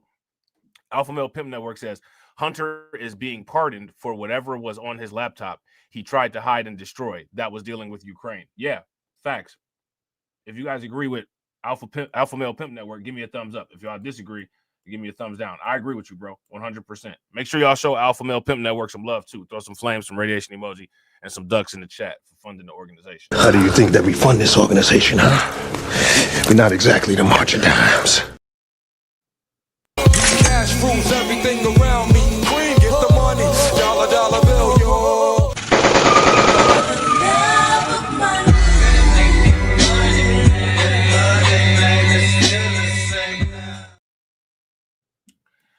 This whole situation is wild, man. President Joe Biden's grant of clemency on Sunday night, an extraordinary political act with extraordinary legal breadth, insulates his son from ever facing federal charges over any crime he could have possibly committed over the past decade. Experts on pardons said they could think of only one other person who has received a presidential pardon so sweeping in generations: Nixon, who was given a blanket pardon by Gerald Ford in 1974. I have never seen language like this in a pardon document that purports to pardon offenses that have apparently not even been charged, with the exception of the Nixon pardon, said Margaret Love, who served from 1990 to 1997 as the U.S. pardon attorney, a Justice Department position devoted to assisting the president on clemency issues. Even the broadest Trump pardons were specific as to what was being pardoned, Love added. So, I mean, just basically like, it's almost like Joe Biden, this pardon that he gave, it was basically like, if you ever did anything at all, you're pardoned.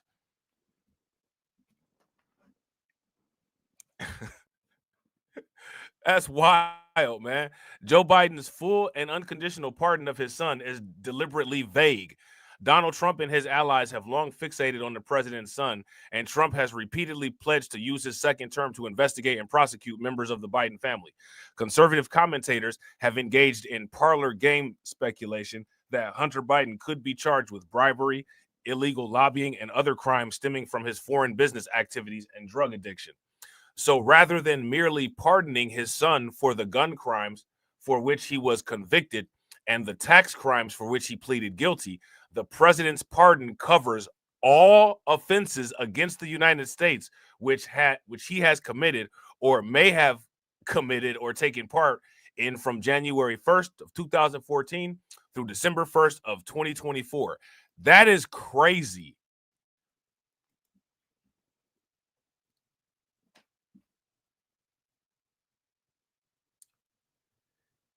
That is crazy. That language mirrors the language in Ford's pardon of Nixon, which did not merely cover the Watergate scandal, but extended to all offenses against the United States that Nixon has committed or may have committed between January 20th of 1969 and August 9th of 1994, the exact span of Nixon's presidency. The starting date of January 1st of 2014 in the Biden pardon was surely not chosen randomly. Hunter Biden joined the board of Burisma Holdings, a Ukrainian gas company, in April of 2014 while his father was president. Republicans have accused the younger Biden of illegally profiting off of his position at that board. The pardon came the day after Trump announced he would nominate Kash Patel, a Trump loyalist, as FBI director. Last year, when it appeared that Hunter Biden was on the verge of a plea deal to resolve his legal troubles, Patel criticized the deal as unusually lenient. The deal then later collapsed. As a former federal public defender and national security prosecutor, this case has singularly done more damage to the institution of justice than I've ever seen in my life, Patel said at the time. Now, let me ask you guys this question. How many of y'all would agree with that? If you guys would agree with that, give me a thumbs up. If you guys would disagree, give me a thumbs down. Leonard said, Hunter is the Teflon Don. That's that. Only the Teflon Don could get out of some stuff like this. You know what I'm saying? Trump will not be able to undo the pardon when he takes office, and it's his sweeping nature. And its sweeping nature means the Trump Justice Department will not be able to reopen the long-running criminal probe of the president's son, according to Samuel Morrison, a lawyer focused on clemency who spent 13 years in the Justice Department's Office of the Pardon Attorney. Like Love, Morrison said the only comparable broad pardon he could think of was the one that went to Nixon. It's an extraordinarily broad grant, he said. While the sweeping nature of the Hunter Biden pardon is almost without peer in modern American history, in another respect, it does mimic a recent precedent started by Trump himself. In Trump's first term, he sometimes justified pardons of his political allies by saying they were victims of unfair prosecution, a posture that broke norms. Past precedents, Morrison had not generally claimed that a pardon recipient were victims of miscarriages of justice. Instead, they intended to emphasize that the pardon recipients had accepted responsibility for their actions. Now, again, I don't know how you could say that Trump started that. Biden is doing that too. You know what I'm saying? It is to maintain trust in the criminal justice system, Morrison added. But Trump deviated from that norm, and on Sunday, Joe Biden followed. He justified the pardon by saying his son had been unfairly singled out. Now, again, how was he unfairly singled out? How was Hunter Biden unfairly singled out? Somebody make that make sense. I believe in the justice system, but as I have wrestled with this, I also believe raw politics has infected this process, and it led to a miscarriage of justice, the president said in a statement that accompanied the pardon. Trump, for his part, is expected to harness the pardon power aggressively when he returns to office. Most notably, he has promised to pardon many of the people convicted for their roles in the attack on the Capitol of January 6th. In criticizing the Hunter Biden pardon Sunday night, Trump again invoked the January 6th defendants, calling them hostages. Morrison said Trump will likely cite the Hunter Biden pardon when defending his own pardoning decisions. It justifies what Trump will do, he said. Now, he was going to do it anyway, but it gives him some political cover. I think some January 6th pardons are probably coming. At least some, maybe all. All right. So, yeah, man, this Joe Biden is literally everything that everybody has said about him negative. You know what I'm saying? He's everything that everyone has said about him negative. And yet and still, you got people supporting that nonsense blindly. It's beyond me. Shout out to AB. AB said he unfairly had crack on his upper lip. Bro, I got the crackhead picture of him on the thumbnail. You know what I'm saying? We got the Hunter Biden crack special right on the thumbnail. Now, the special counsel is objecting to the dismissal of the Hunter Biden case. Hunter Biden pleaded guilty to federal tax charges. President Joe Biden issued a sweeping pardon for his son on Sunday. He previously said he would never pardon Hunter Biden. So, again, multiple times, Joe Biden goes back on his word. Anytime you point out how Joe Biden goes back on his word, everybody got an excuse for it. Not everybody, but you know what I mean, right? Special counsel David Weiss has filed a document objecting to efforts by Hunter Biden's attorneys to dismiss his case now that he's been pardoned. President Joe Biden issued the pardon for his son on Sunday, a reversal of his previous position. The White House has said that the president changed his mind because he believes his son was singled out for political reasons. So, again, he's using the same justification that Trump is using. You know what I'm saying? He's using the same justification that Trump is using. Biden attorneys filed for his case to be dismissed following the pardon. Okay. Weiss argues that while Hunter Biden has been pardoned, the case is not erased. All right. So the case is still going on. Just because Hunter Biden got pardoned, that don't mean anything. Shout out to Leonard DeYuta. Leonard DeYuta said that Hunter Biden has the finest fentanyl in the land. And he was complaining about having to pay Hennessy prices for his lawyer, saying the N-word. Y'all remember that?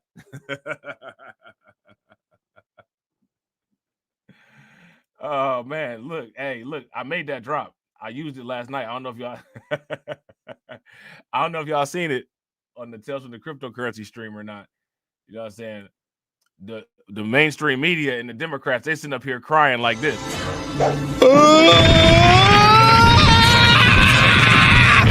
You cheated! I'm going to start on you!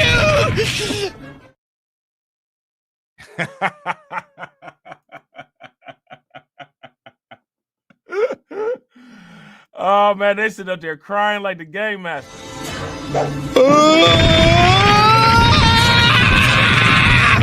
You cheated! I'm going to start on you! a full-blown crash out.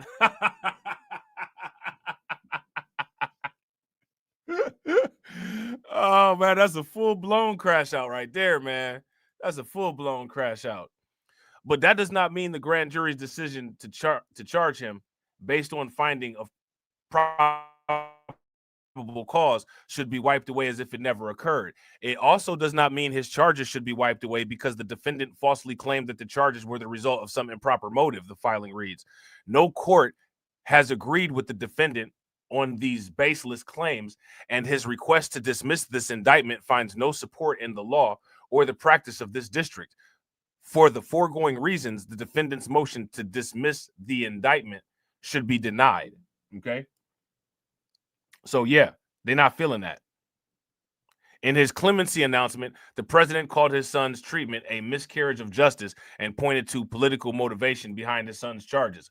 Now, again, shout out to TD Media Group, because TD Media Group went over this and he made a good point. Hunter Biden, one of the things that Hunter Biden got in trouble for was lying on his application for buying a gun. He didn't disclose that he was a crackhead on the application. I guess that's required information. You know what I'm saying? I guess they had somebody like Morgan Freeman at the counter. You know what I'm saying? And they was asking him about his drug history to make sure he was safe to get a gun. You know what I'm saying? Hunter Biden gave him the money, and this is what they told him. I don't think you've changed a thing. Go on, jump. No, I don't want to jump. Yes, you do. You smoke crack, don't you?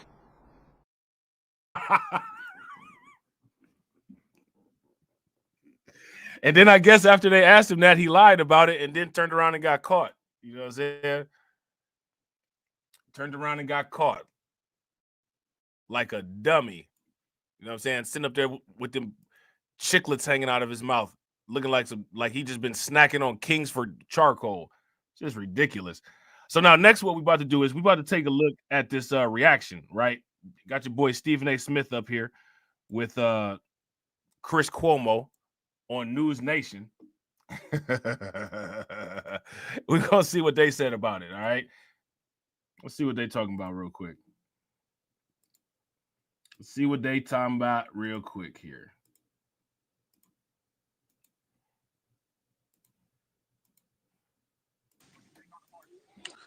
You know, the Biden situation disgusted me in terms of the parting, only from this standpoint, Chris. Nobody on the planet, you want to be a cynic and you want to act like you would be offended by something like that if you're one of those people out there, fine. But no one within reason would have a problem with him saying, I love him. There's nothing in the jail, and I have to avoid it. Nobody would blame him for that. But that's not where he went. So I didn't have a problem to answer your question directly with the decision that he made to pardon his son. But the fool knew he was going to do that. I don't care who he stood in front of or sat in front of and said that he wasn't going to pardon his son and he was just going to go by the letter of the law. Please, everybody and their grandmother knew he was going to pardon his son. But to come out and to start talking about how it's been a witch hunt and the Department of Justice and others were after him, or whoever it was, and GOP rather was after him. Well, wait a minute. What have y'all been doing with Donald Trump all of these years? Big argument about the legitimacy of the cases against Donald Trump compared to what wasn't legitimate, et cetera. That's not the point. The point is, it was clearly politicized. You had folks on the left who were hell-bent on going after Donald Trump because they were determined to make sure these elements would get in the way of these since 2016. He beat Hillary Clinton with the Electoral College vote. He wouldn't concede defeat in 2020, but he did receive over 74 million votes at that particular moment in time. And then you fast forward 4 years later, despite the 34 felony convictions, the 2 impeachments,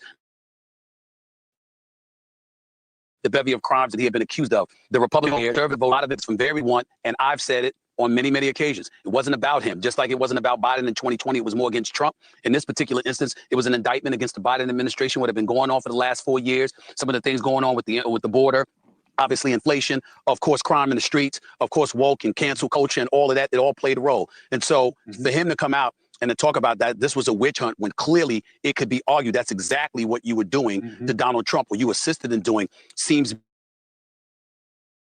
beyond the explanation that he gave, which has most critics just shaking their heads and raising their eyebrows and saying, what nerve? I think that it's possible that Joe Biden is going to leave the presidency with the legacy of being the worst president in American history. If you guys would agree, give me a thumbs up. If you guys would disagree, give me a thumbs down.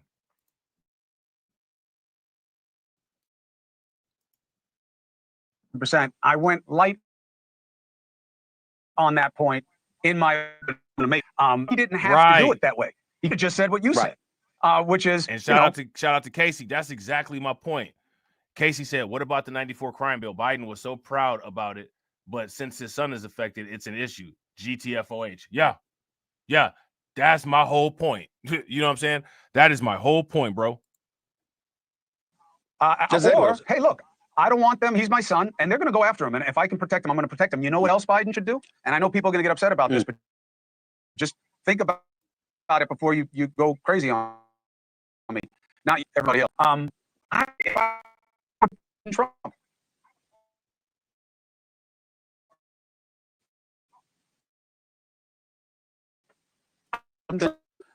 You could have prevented him from going back to the White House. More than a dozen cases have been dropped against him. The cases that have been ruled against him, he's going to appeal, and he'll probably get off from having to deal with all of that. It's time to move forward. You want to get at Trump? Sit back and judge what he does. Guess what? You got a midterm election in 2 years. Are you going to be ready if you're the Democrat? You should be. He's going to be the presidency for 4 years. You're going to be able to judge every single act that he does. March forward, move forward. Gerald Ford could have let Nixon suffer. You know, to say he didn't let that happen. Why? Because it was for the good of the country. The whole hanging Chads issue in 2000 between George W. Bush and Al Gore. Gore could have dragged it on. He didn't. It was for the better of the country. And a lot of times these folks speak about this stuff, but they don't do what they say they're going to do and what they implore others to do, which is where the discuss elevates exponentially for Washington, D.C. Because we... Real quick, shout out to everybody watching. I appreciate you guys. We got 33 people watching. Shout out to y'all. We got 37 likes. We almost got the 1-on-1. If everybody could take a moment, smash the like button, hit the bell. If you haven't shared, take a moment and share. That'd be great. Let's try to get there. They're full of it most of the time. And today was the latest example of that. Hey, thanks for watching. Right, so go to joinnn.com to find News Nation. All right, so there's that. All right, we got that. All right, so let me see. So,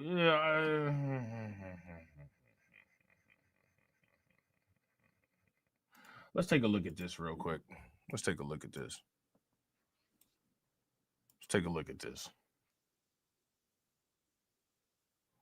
A lot of stuff going on with this Biden pardon.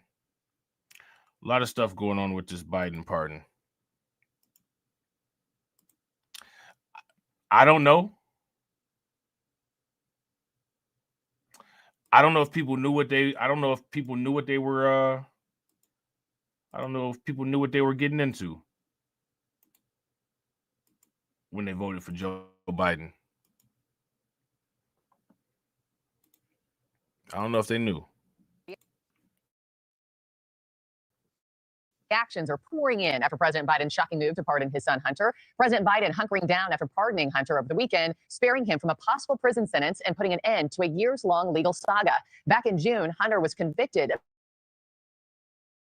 illegally buying and possessing a gun as a drug user, and he then charges. Joining me now, I have News Nation political contributor Sean Spicer. Sean, always a pleasure. You posted something on X that caught my eye yesterday, so I wanted to start off with that. You tweeted this. Why now? What did you mean by there's more, Sean? Well, there's 2 sentencing dates coming up, and you can question whether or not those are important. The president could have commuted the sentence right away if, in fact, they hadn't appealed the sentence. The pardon, an 11-year pardon for crimes known and unknown, raises a lot of questions from somebody who claimed that no one was above the law. What's really going on here? What does President Biden know that his son has done? Whether it's Burisma, not filing proper papers with the Department of Justice, influence peddling. I mean, there's something really suspicious about the timing here and the blanket nature of an 11-year pardon for crimes committed, known and unknown. Right. Yeah. And that's what I was saying. That's what I was saying about that last article. They're saying that this pardon is more broad and sweeping than the Richard Nixon one. And it's over a span of 10 years. What do they know that we don't know? You know what I'm saying? By there's more, did you also mean, do you think there's more high-profile pardons that are on the horizon here in the next month? Yeah, look, if you look at the nexus between what Hunter Biden did and Joe's brother, Jim, there's no question that, at least in my mind, Jim Biden, his brother, will be pardoned. I wouldn't put it past Joe Biden himself to pardon himself and other family members on the way out, because, like I said, there's so much there that I think that once the Trump administration takes over and is able to go through a lot more of the records, that they're afraid of what might come out. So I can see a lot of additional pardons coming out for Biden family members. You know, a lot of people, too, saying this was the wrong move, right? This stains his legacy, his presidency. Do you think he really cares? I mean, he was ousted by his own party. He's not going to run for anything again. Do you think he took that into consideration at all? Yeah. You got to. I mean, I don't think there's a politics. That's exactly what it is. That's facts. Shout out to PD. PD says it's not a pardon. It's a shield of protection from legal consequences. Bro, absolutely. Absolutely. He basically made it where he's not touchable. That doesn't have a massive ego, whether you're running for school board or president. Most people in elected office really think of themselves and their legacy. So I think it mattered to him, but I think what mattered more was whether or not he and other family members were going to jail. But let's look at the nut of this. I think right now there's a lot of debate about whether or not he lied, which is clearly the case, right? I mean, for months he talked about democracy being under attack and the rule of law and the institutions of the judiciary and the jury's role and all this. I don't know why we're having this debate about whether he lied or if he didn't lie, right? He lied. Joe Biden lied. Joe Biden said, I will not use my presidential pardon to pardon my son. Here we are. Joe Biden has used his presidential pardon to pardon his son. I don't understand what's complicated about that. Joe Biden lied. If we're all in agreement that Joe Biden lied, give me a thumbs up. If we're not, and there's some difference of opinion, let me know. Right. So we know that he could have equivocated, just so we're clear, and said, I'm going to let the process play out. We'll see how it goes. He didn't do that. Up until 2 weeks ago, he was adamant. But the other thing, Marky, is important to understand is the following. Outside of abortion, the two biggest issues for Democrats are gun control and the rich paying their fair share. Those were the two violations that Hunter Biden was convicted by a court of, right? He lied on a gun form to possess a firearm, something that Democrats claim we need more of. And then secondly, he didn't pay his taxes, millions of dollars.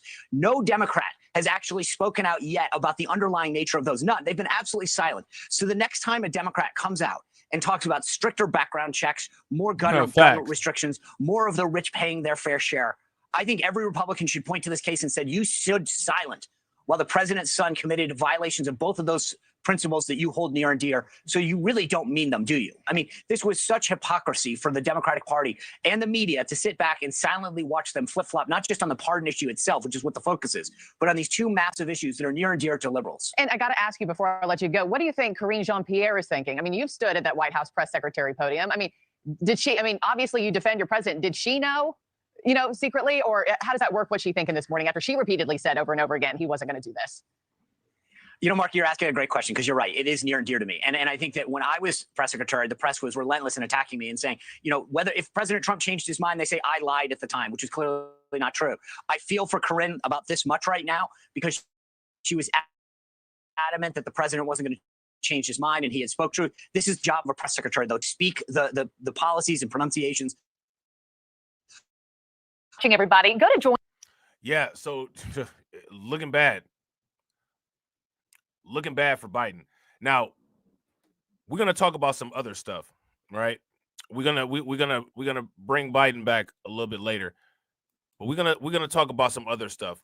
One of the things that we're gonna talk about is New York City. All right, we're gonna talk about some old news from New York City. All right, now, how many of you all remember when we talked about the history of the Roosevelt Hotel? If you guys remember us talking about the history of the Roosevelt Hotel, give me a thumbs up. If you guys don't remember us talking about the history of the Roosevelt Hotel, then give me a thumbs down. The reason why I'm bringing this up is because that new organization, the Department of Government Efficiency, Vivek Ramaswamy has been relentlessly posting on Twitter information about the Roosevelt Hotel. Now, the Roosevelt Hotel is owned by the Pakistani government. New York City rents it out and uses it as a migrant shelter. We talked about this on Undocumented. If you guys recall that, give me a thumbs up. If you guys don't recall that, give me a thumbs down. We talked about this months ago, right? So this is not new news. However, it just recently got brought back up, and now the people in New York City, the politicians, are under fire because everybody is outraged that they've been paying a foreign government to house migrants. You know what I'm saying? So we're going to take a look at this, all right? Let's take a look at this. Shout out to Black Spider. What's good with it, Black Spider?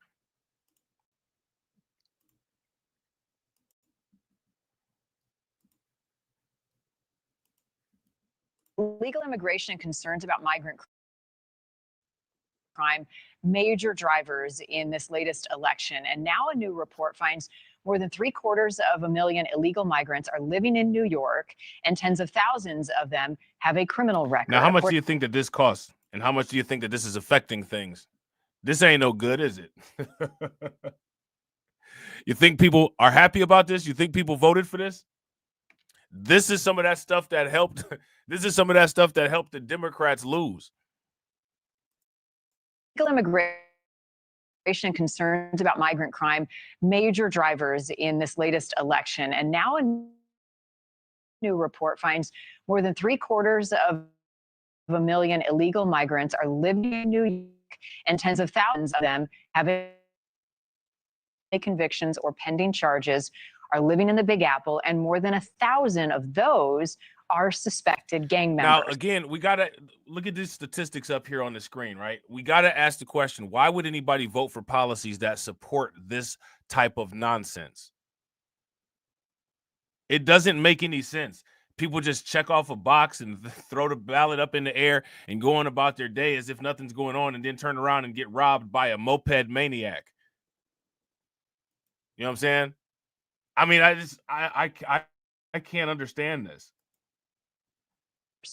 Critics of the city's sanctuary policies argue that limiting cooperation with the feds endangers public safety. They also point to repeat offenders and violent crimes tied to a subset of the migrant population.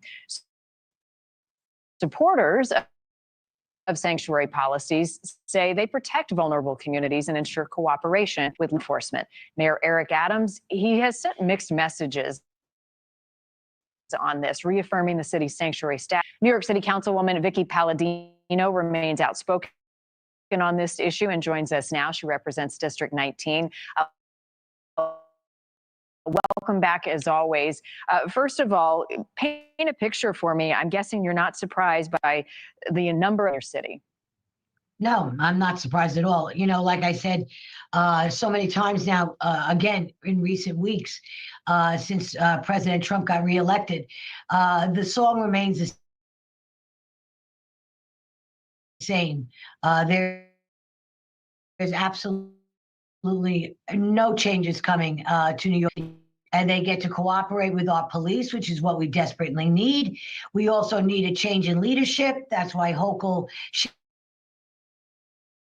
shifted gears a little bit a couple of days back, which once again is going to become and still be the hypocrite that she is. Our mayor, we've watched him, you know, tinker with it, wanting to do away with it. But, you know, we are down from the state. We take orders from the state, and my city council is 100% against Mayor Adams that they want to do. I exist in an alternate universe where common sense does not exist. What is the common sense solution and approach to address this challenge? Oh, man. What is the common sense solution and approach to address this challenge, to one, find, track, and make sure that the immigrants with criminal backgrounds are tracked, and also care for and figure out how to handle the other immigrants who have arrived in your city? Look, we tried, no effect, you know, we tried for two years now to try out. This is not working out. They are coming in droves, and they continue to come in droves. They are repeated offenders of the worst and most heinous crimes. We've got gang members that have infiltrated our city, taking our city over, and will not stand for it anymore. The fact is the leaders, are they going to continue on this? We got Tom Holman coming in. And I just want to just sidetrack one moment. You know, back in 23, the state legislators introduced a bill which will tie up the hands of anybody who tries to come in here and take out the migrant population. Now, let's remember, we're going after the criminals, the worst of the worst, the gang members. This is not going into people's homes, honest working citizens who are here just for a better life. This is about going after the worst of the worst. And for people to have a problem with that, well, I got a problem with them. And so do most of the people in the city of New York. They want their city back. So getting back to Trump and my mayor, I believe that they will work together. Hochul says she's going to cooperate with Trump. Hochul's going to face one heck of a re-election. She's going to be primaried. She'll say anything she needs to say. She will not cooperate. These Democrats, and especially these radical left-wing Democrats, they are not changing their tune, not in any way, shape, or form. They actually believe that these people deserve a second chance. Second chance, maybe. Third, fourth, fifth chance. You know what happens if it was one of them who had a knife up to their neck, getting ready to get their neck slit? Would they want that reported? I think they would. Thank you for watching.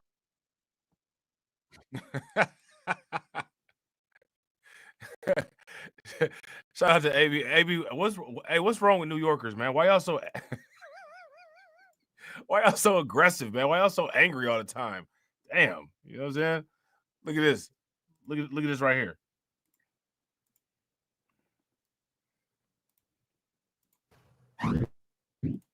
Just $220 million. That's all. How much taxpayer cash that New York has spent to house illegal migrants at the Roosevelt Hotel. What's $220 million to $182 billion and counting? The cost of the Biden-Harris border crisis, and Doge's Vivek Ramaswamy is having none of it, eviscerating the city after a report revealed that the hotel is owned by the government of Pakistan. Now you see that? A taxpayer-funded hotel for illegal migrants is owned by the Pakistani government, which means New York City taxpayers are effectively paying a foreign government to house illegals in our own country. This is nuts. Shout out to Carlton. What's good with it, bro? Yeah, I'd agree. That's nuts. Why did it take Vivek Ramaswamy to say that when we've been saying this forever?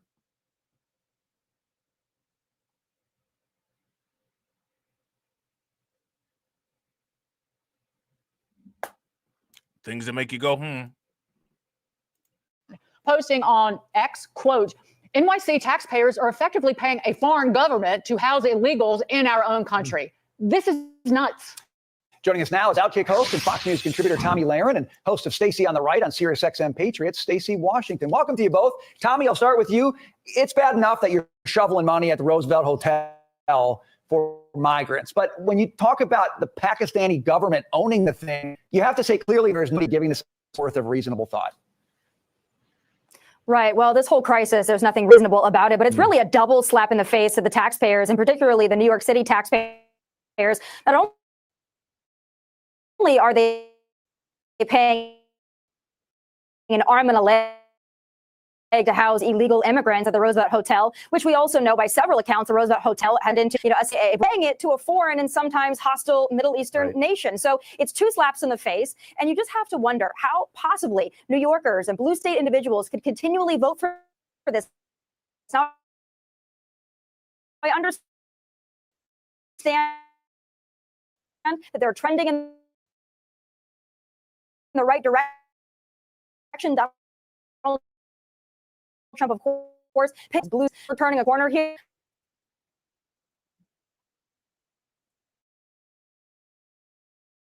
Men, Stacey, it also kind of speaks to the bigger issue of intentionally weakening the United States of America, nations that hate us. And that's right. But you know what, Dagan, I just like to call into order somebody's coupons. I don't do that anymore, but I think the American taxpayers should be willing to clip some coupons to find out what else we could do with $220 million a year. Instead of giving it to the Pakistani government, how many tiny home communities could we stand up with full service care for our veterans? Then we could talk about education. We could talk about funding for safety, more police, more training, reopening the sex crimes unit in the NYPD, all kinds of things that liberals have defunded in order to fund this. Right. Again, this is my question, and I keep asking this question because I think that this is relevant to ask to see like how we got here or how we get here, right? How do you get to the point where people have voted this migrant crisis into existence? How does that happen? How does that how does it get that crazy out of control that happens? Like, that's wild to me. Mayor, I think about Lake and Riley. I think about the women and children who've been raped and killed, lost, trafficked over the border, the rape trees. I think about all of that, and then I see the 220 million, and it doesn't just stink. It insults, it offends, it inflames, and I cannot wait for Donald Trump to put his hand on that Bible and bring some order to this nonsense. Well, now this 220 million number is interesting, right? Because isn't that 220 million number? That's the same amount of money that was paid to Favorite Healthcare in Chicago, isn't it? That's the exact same amount of money they got. There was either 220 million or 212.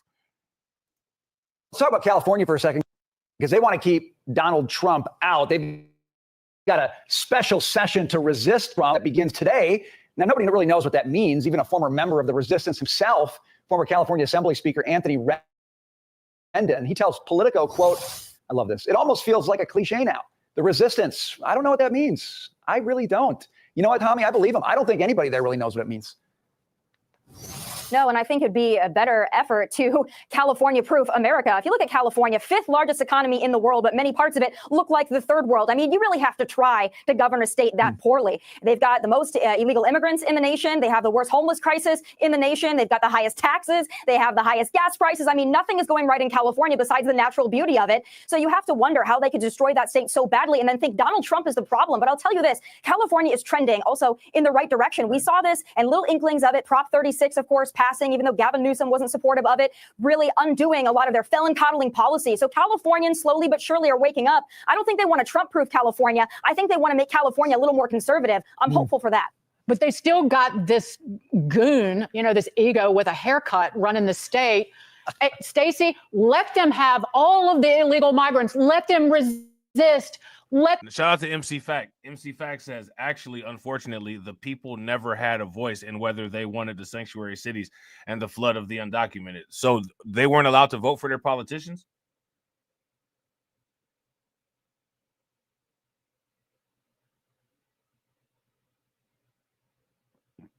was there a dictator that came into New York that I wasn't that we all kind of missed, that just decided to force onto people these policies? Or did everybody have the opportunity and the ability to vote, and they either chose to vote, not to vote, and if they did vote, they chose who they voted for with those policies? Let me know what you guys think.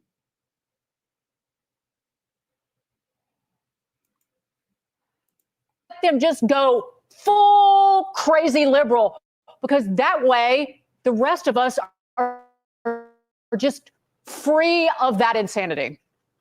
Well, Dagan, I'd love to do that, but the fact is there are 5 states across the country that automatically enact identical legislation after California passes legislation. So when they pass these crazy bills and things like Prop 36, other states follow suit. I think Tommy has it right when she talks about the trend, which is that California and counties were flipping to Trump during the last election. And there's even more to come. But there are 3.7 million registered Republicans in California. We want to support those individuals and flipping that state back to San. So there's that. All right. So next, what we got is this right here. All right. Just right here. Give me 1 second. Pull this up. Just more nonsense. More nonsense that people voted for, mind you.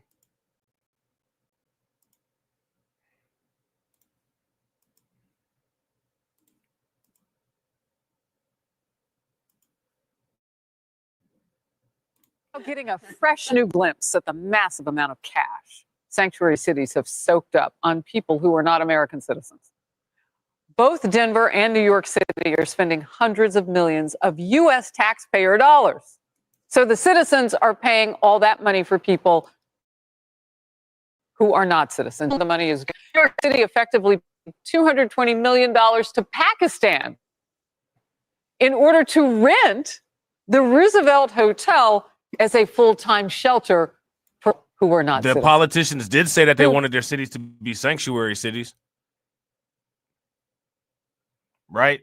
That was absolutely said.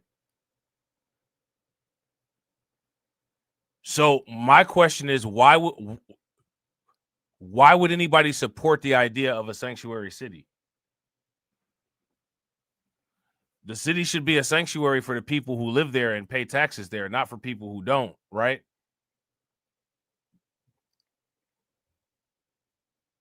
So if you have a sanctuary city, that's an environment where that environment could possibly be either flooded or occupied by people who are undocumented. Why would anyone in their right mind support that? Why would they vote in politicians who would do that? My question is, why would people vote for any type of objective that takes away from any type of benefit that they would get and gives it to non-contributory members of society? I don't understand that. People that don't pay taxes, people that aren't allowed to vote, people that don't have documents. Shout out to MC Fact. MC Fact says it was originally supposed to be for people coming in the right way legally. Well, what is the right way, right? The right way can be manipulated. And that's what happened. They've now manipulated it to where asylum doesn't have the same requirements. So even still, why would you vote to half your resources? Why would you vote to pay more taxes for half the return? The politicians are dirty, but responsibility lies on the voters for this. This is backwards hustling. This is the kind of stuff that monolithian voting will get you. This is these people's faults for not reading the fine print and checking off the box. And I hate to say this, but they got what they got. Chicago, New York, California, all these places. It is their fault. It is your job to use the operational brain that is inside of your head to critically think and make decisions. These people voted against their own interests, and now they're feeling it. You know what I'm saying? They got lucky. Hopefully Trump does take care of it. But I mean, think about voting yourself into a situation and then somebody else has to save you. Think about that. What kind of, you know what I'm saying? I don't want to wear that type of, you know what I'm saying, information on my resume. You know what I'm saying? Those people should be invested in building up and protecting and maintaining their own interests and solidifying their strength. It's not a flex that somebody has to fly in and save them. You know what I'm saying? If you ask me. Yeah, I got to agree. Shout out to, if you guys agree with AB, Democrats are so dumb. Sanctuary cities backfired on that ass. Give me a thumbs up. If y'all disagree, give me a thumbs down. It's insane.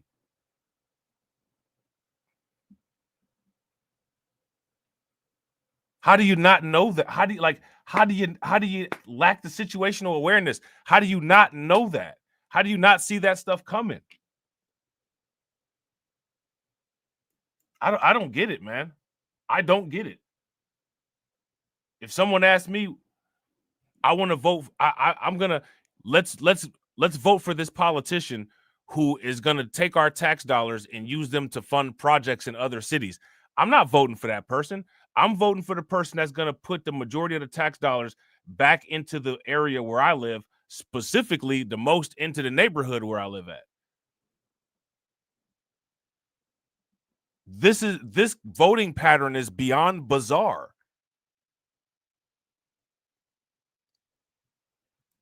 I feel you. I agree. Shout out to MC Fact. MC Fact said, I pre-studying the candidates before voting. I made the mistake with Obama. Never again. Yeah. You know what I'm saying? Many of them came across our border illegally, but they're here. Vivek Ramaswamy is going after this with this quote. A taxpayer-funded hotel for illegal immigrants is owned by the Pakistani government, which means NYC taxpayers are effectively paying a foreign government to house illegals in our own country. This is nuts, end quote. Now let's just go on over to the sanctuary city of Denver. According to one nonpartisan research report, the city has spent more than $356 million on its migrant response. Look at this. This is in Denver. Millions spent on caring for Denver migrants. 356 million. 7,900 per migrant. 8% of Denver's 2025 budget. This is absurd. These people don't even pay taxes. They'll never recoup this money for these people that they're investing in. Since December of 2022. That comes out to nearly 8% of the city's total budget.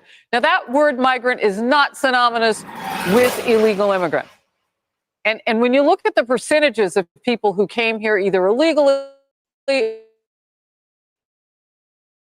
or really do need to leave for crimes they're still committing, that's a big chunk. 350. There's a formula here, and let's put it very simply. You are an American citizen. You go to your job. You work 9 to 5. Maybe you work 2 jobs. Maybe you work more than 40 hours a week. Then you hand over this lump sum of cash to the federal government. If you're in a blue state like here in New York, you hand it over to the state government and to the government. And then how confounding is it to you that you learn your money went to a foreign country to house foreigners who are illegal immigrants, came in?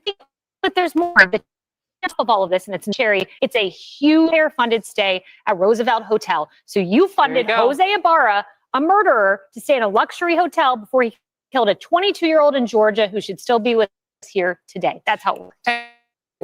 That trial just a couple weeks ago, Jan, whose brother was in gang, Tren de Aragua. So if you want to hook up with your homies from south of the border who want to kill people, run cartel drugs, do all the thing, I guess you go to the hotel that Pakistan owns at the Roosevelt and then have American taxpayers stay. You know what else is crazy too? You know, a big chunk of federal was handed out by the Biden administration. The jobs reports doing better than expected. Like, the jobs reports are to fatten up the jobs report or these sort of programs. But think about that tweet that Vivek retweeted, that X post. In conjunction with the International Monetary Fund, a $1.1 billion loan to Pakistan. Wait, the hell? That's that the mafia would blush at, right? I mean, you talk about the establishment, the international cartel of establishment holding everyone back and manipulating everything. This is not your taxpayer money going.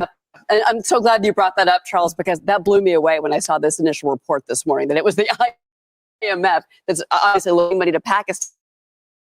Then